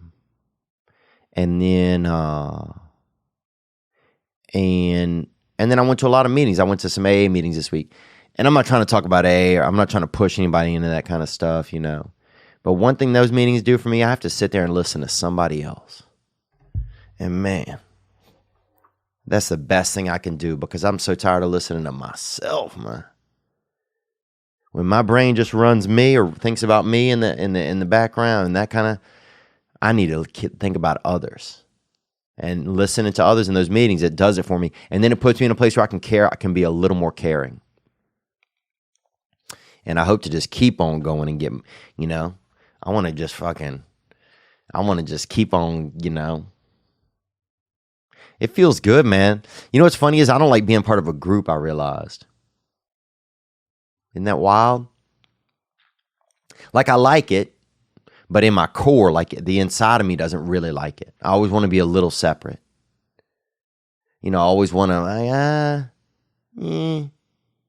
somebody else's idea, like, I got my idea, I'll do what I'd rather, do you want to, you should join us. There's something about me. I don't want to be a part of a group, or I don't. Trying to think of that. Why would I not want to be it? Why would there be some uncomfort with me when it comes to being part of a group? I bet somewhere along the line it attaches it with the same stuff. It's in the same fabric as why I don't like being in large groups, like outdoor at a concert or that sort of thing. And that kind of thing always makes me feel a lot of anxiety. But I wonder why even just the idea of a group or the being, saying, oh, you're part of it, that makes me feel odd or something. I don't know. Just thinking out loud here. But so there you go. There's some other opportunities. Municipal bonds. The gentleman said invest in the airport. Let's hear a little more from that gentleman, please. Onward. They take out a loan and then pay that back. Basically, they take that out from the bank, and then the bank packages those up and sells them out to people so they can get more money in their pocket. Whoa, bro. This ain't MIT, bro. You know what I'm saying? Onward. Got all 90 grand up in there. You'd be getting $250, $300 checks every month at least. Okay, now there he's saying, and look at me, I'm running my mouth judging, and that guy maybe gave some good advice. He's saying municipal bonds, if you put all that $90,000 into a place, you might be able to get $250, $300 a month off that money coming in at a regular dose. Get that drip, get that. And that's how it was for me as a baby.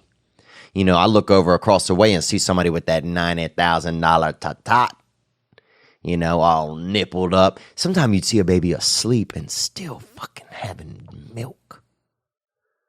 What the fuck?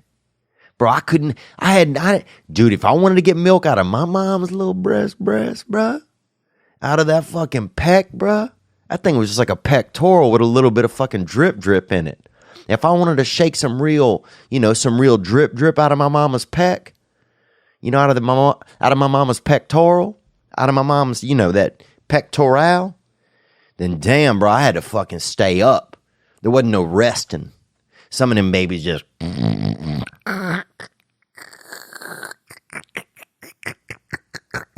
slugging down, got milk pooling all out of them. Their shoulders all dyed beige, milk beige, yellow. And I'm over there just beating my little, I got up both hands and both feet up on that tat, up on that little, my mother had that real, kind of chubby pectoral. She had them small hitters, it was more of a chubby pectoral. And I'm just rattling the last couple of drip draps that was made up in that, that small, wide, short, flat canister. Damn. I can't even think about my own past. Let's hear more, though. Thank you for the investment advice.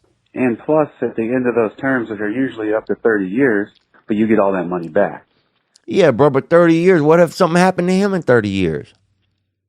What if he gets hit by lightning and now they got his money at the airport? How is children going to go over there? They're supposed to show up where? Delta? Where? United? And ask for that loot? Come on. And most of the times they appreciate as well. Yeah, they appreciate it. You just gave them fucking $90,000. So, it's not a bad idea, but 30 years to get your cash back from the government? One other thing I would do is if you're going to go with municipal bonds, get them set up into a fund or buy into a fund. Basically, that's something that has a bunch of municipal bonds in together. Oh, man. A fund, huh? There you go. More advice. And I'm not discrediting you. I appreciate your call, man. I guess I'm being kind of rude today. And I'm sorry, man. I appreciate your call. And he's saying municipal bonds, That way, bro. if one of those municipalities do default on their loan, you're not losing the farm. So I think that's a good conservative way to invest the money. Sounds like he was a happy dude already. So, why go buy a sports car and any shit like that? It's just material bullshit, man. Why not have some savings for the future and get paid a little bit each month? Wow. And look, I just listened to the end, and that guy gave great advice. And here I am out here fucking eating these dirty cherries. I forgot to wash this sack of them and just talking shit. So I'm sorry. That's just where I'm at today. I'm not doing super great, but I am doing good. I just, I'm just being loud. But thank you for that. And if you, there's some advice. There's some good stuff in there. And a lot of that stuff was long term. Invest, save. Maybe floss a little, take a little vacation, do something fun, and plan for your future. Don't be an unruly bastard.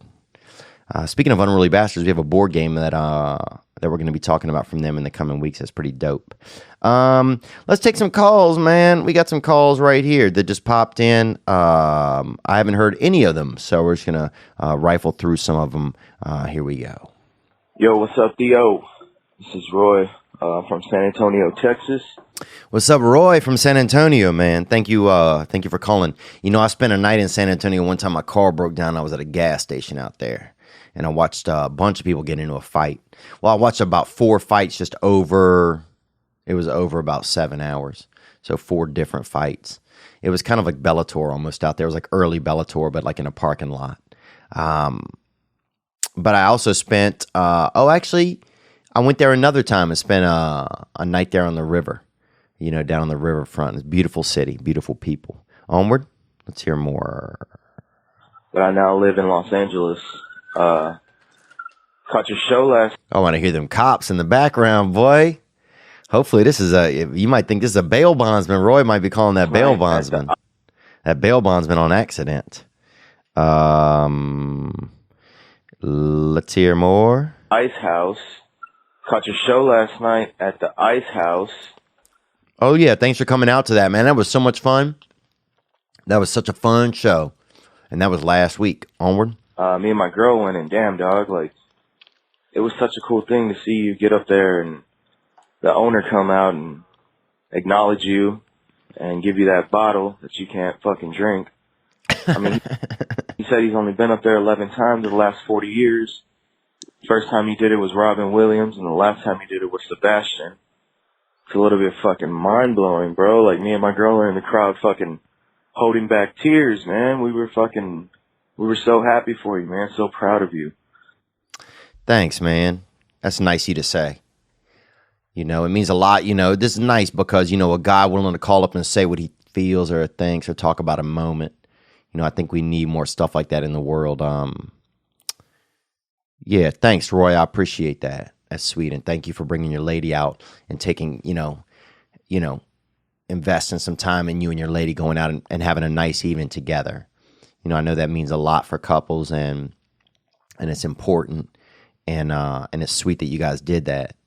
Yeah, it was cool. It's been such a busy week, man. I haven't had as much time as I should have probably to think about that. The owner from the Ice House, his name is Bob Fisher, and he got up there at the end of the show, and I didn't know he was going to do this. And I think we got some video that they sent us, and we'll see about maybe putting it up. I just don't want to be, egotistical about it.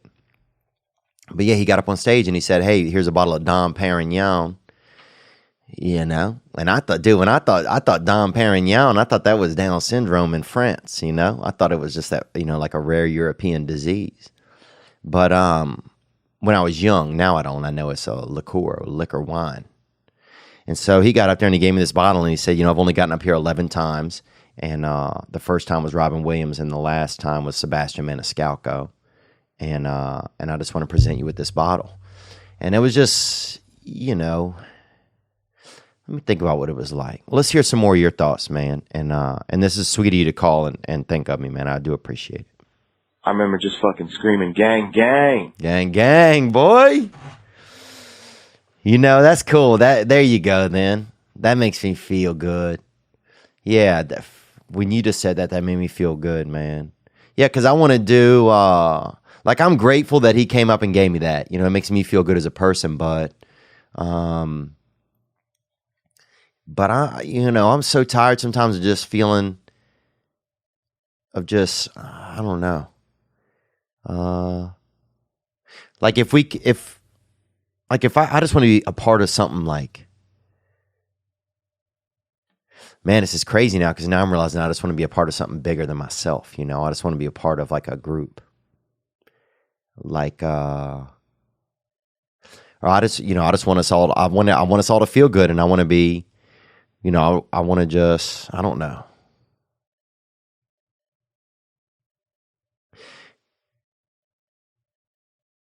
Yeah, it's like, it's funny. You work hard to have some individual achievement or to stand out. But the only reason I ever like tried to stand out in the first place probably was because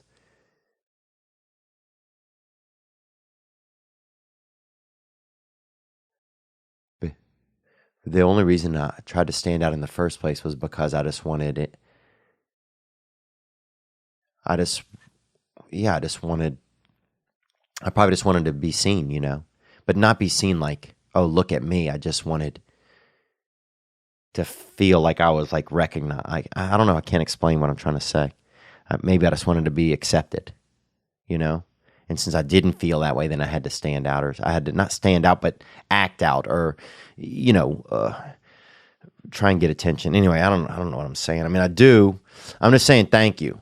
And yeah, I feel like, dude, if my life, dude, I hope I pray that I get a million more fun stories that I can tell.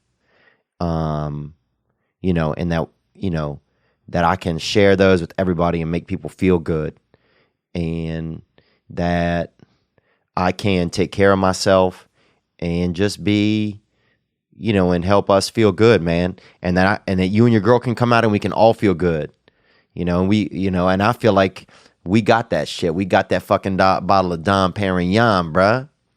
We'll put it on the shelf and we're going to get that next bottle, and we'll fucking never drink any of them. I thought about that too. This dude gave me a bottle of liquor. I'm like, damn, this dude might ruin my whole career if I take this bottle out back. But yeah, man, that's, I'm just happy to take one for the team. I'm just happy to be up there in the batter's box on that day, in that moment. And maybe the next day you went to work, Roy, and you had to do something at your work, and you had to you had to step up and do something for a few minutes, or you had to take the lead, or you had to be a man the next day, and you just feel good about that, because every time we man up and every time we do something good, we win one for all of us, bro. And so that's what I'm trying to say, I guess. I'm glad you were there, dude, because that makes it mean something, that we are able to do some of this shit together. But it was nice, It's hard for me to accept, I guess, it's hard for me to accept if somebody's nice. Not nice, but I don't know, man. You guys got me thinking today. But let's hear the rest of your call, man. And excitement, bro. That shit was just it was unreal, man. It was like watching like my big brother get acknowledged for something, or like one of my best friends. I listen to you all the time at work, like in my shitty little 9 to 5.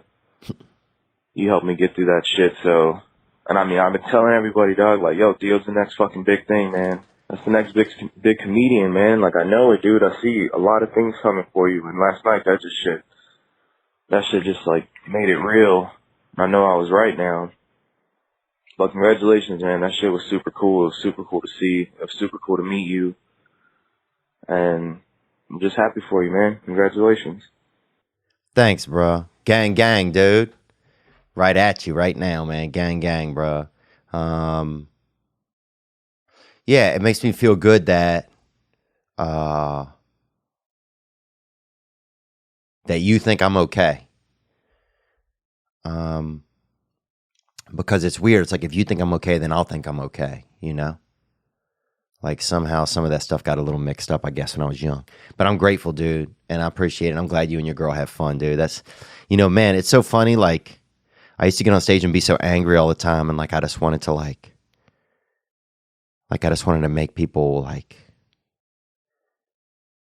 it used to be much more like I wanted people to like look at me like I'm worthwhile, like I'm doing my job, I'm worthwhile, like I'm not worthless, that's what I'm saying, I'm not worthless. But now I get up there and I feel like I just want to do well so that I can make people feel, I don't know. I don't know, man. I'm not trying to make anybody do anything. I know that I don't have any, I don't know. But I think you calling, whatever it is that you call and say, man, it just make me feel, yeah, man, like I'm doing this because I want you guys to feel good, Like I love telling stories and I want to make people laugh. One day I want to make people laugh in other countries. I want to make, I just want to make people laugh, because it makes people feel good. The fact that you and your girlfriend came out and had a nice time together, and like we didn't have to do anything fucked up and we didn't have to do any drug, like we just were able to have fun, and I don't care that that I'm the one saying most of the words and you got to do the laugh, and like we each got to do our part. Sometimes I don't, it's hard for me to laugh sometimes. So maybe that's why, I took the other side of the net sometimes. And there will come a time where you'll do a job and I'll need, and I'll be there. And I don't know. I'm just fucking happy to be a part of something. Onward. Let's take another call here. Hey, Theo. My name is Tara, and what up, Tara? I'm just sitting here recovering. Had my arm amputated earlier today. Damn. Yeah, your arm amputated? Fuck, that's crazy. That's crazy. I'm sorry to hear that. I'm sorry. God, I'm so weird, oddly checked out right this. Not checked out, but I'm just fuck.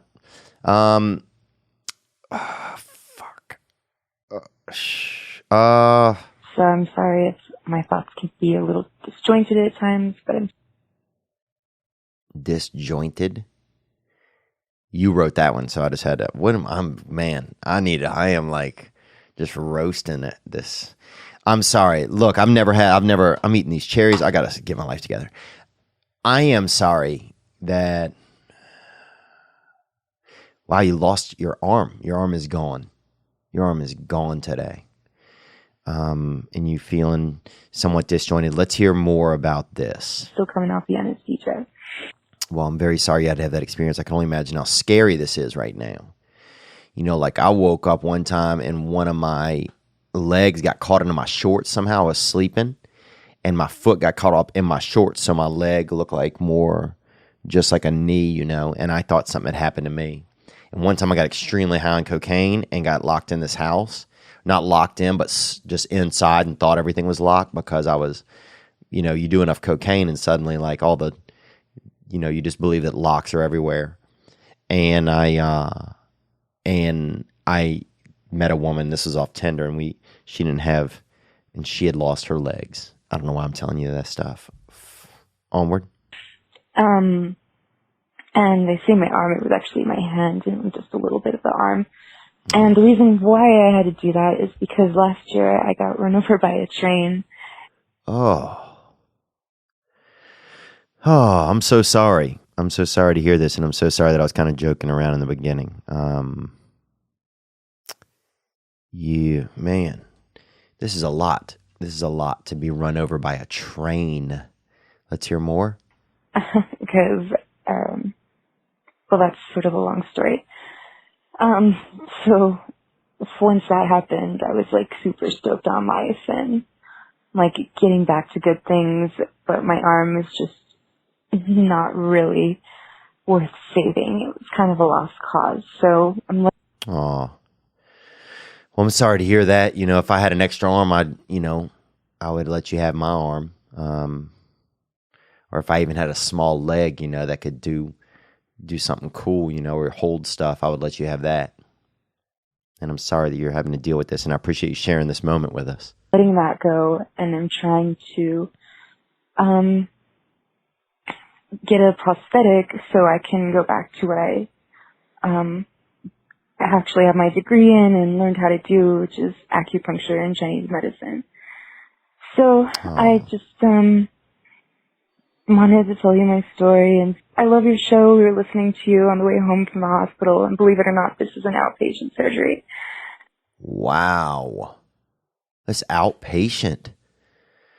Oh my gosh. I mean, I'm just learning so much like right here in this moment. And I'm sure a lot of the listeners are, and I appreciate you. I appreciate you. You're really, really brave to go in there, and get part of your arm and not have part of your arm whenever you leave there. I've left a lot of stuff. Like I've left tons of shit different places, but I've never left a place and not had all of me with me, and so that's, I've left just regular stuff that everybody leaves, but I've never left, not been able to have my whole body with me. Onward. Thanks for listening. Take care. Bye. Oh. Well, I'm so sorry. If you need me to hug somebody for you, let me know. And I'll be your hug hitman. And I'll go out there and I'll hug them. If you feel like, I don't know, if your impairment is going to have you, your hug's not working as well, but I'll be able to hug somebody for you. I'll hug the fuck out of somebody. You want somebody to hug? You want to show up at Christmas and just drop 9 of them in a row across a whole group of family members that come in the door at once? I'll do it.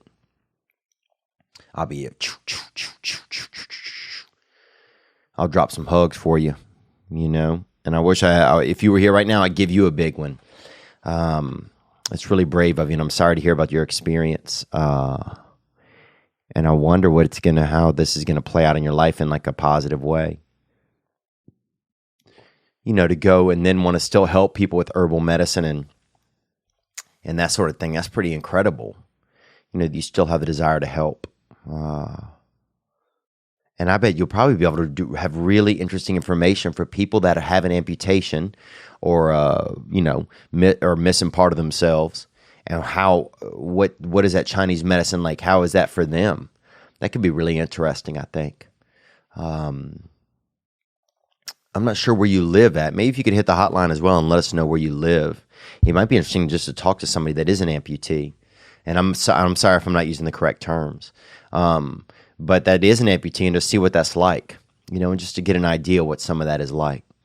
And they had to do by us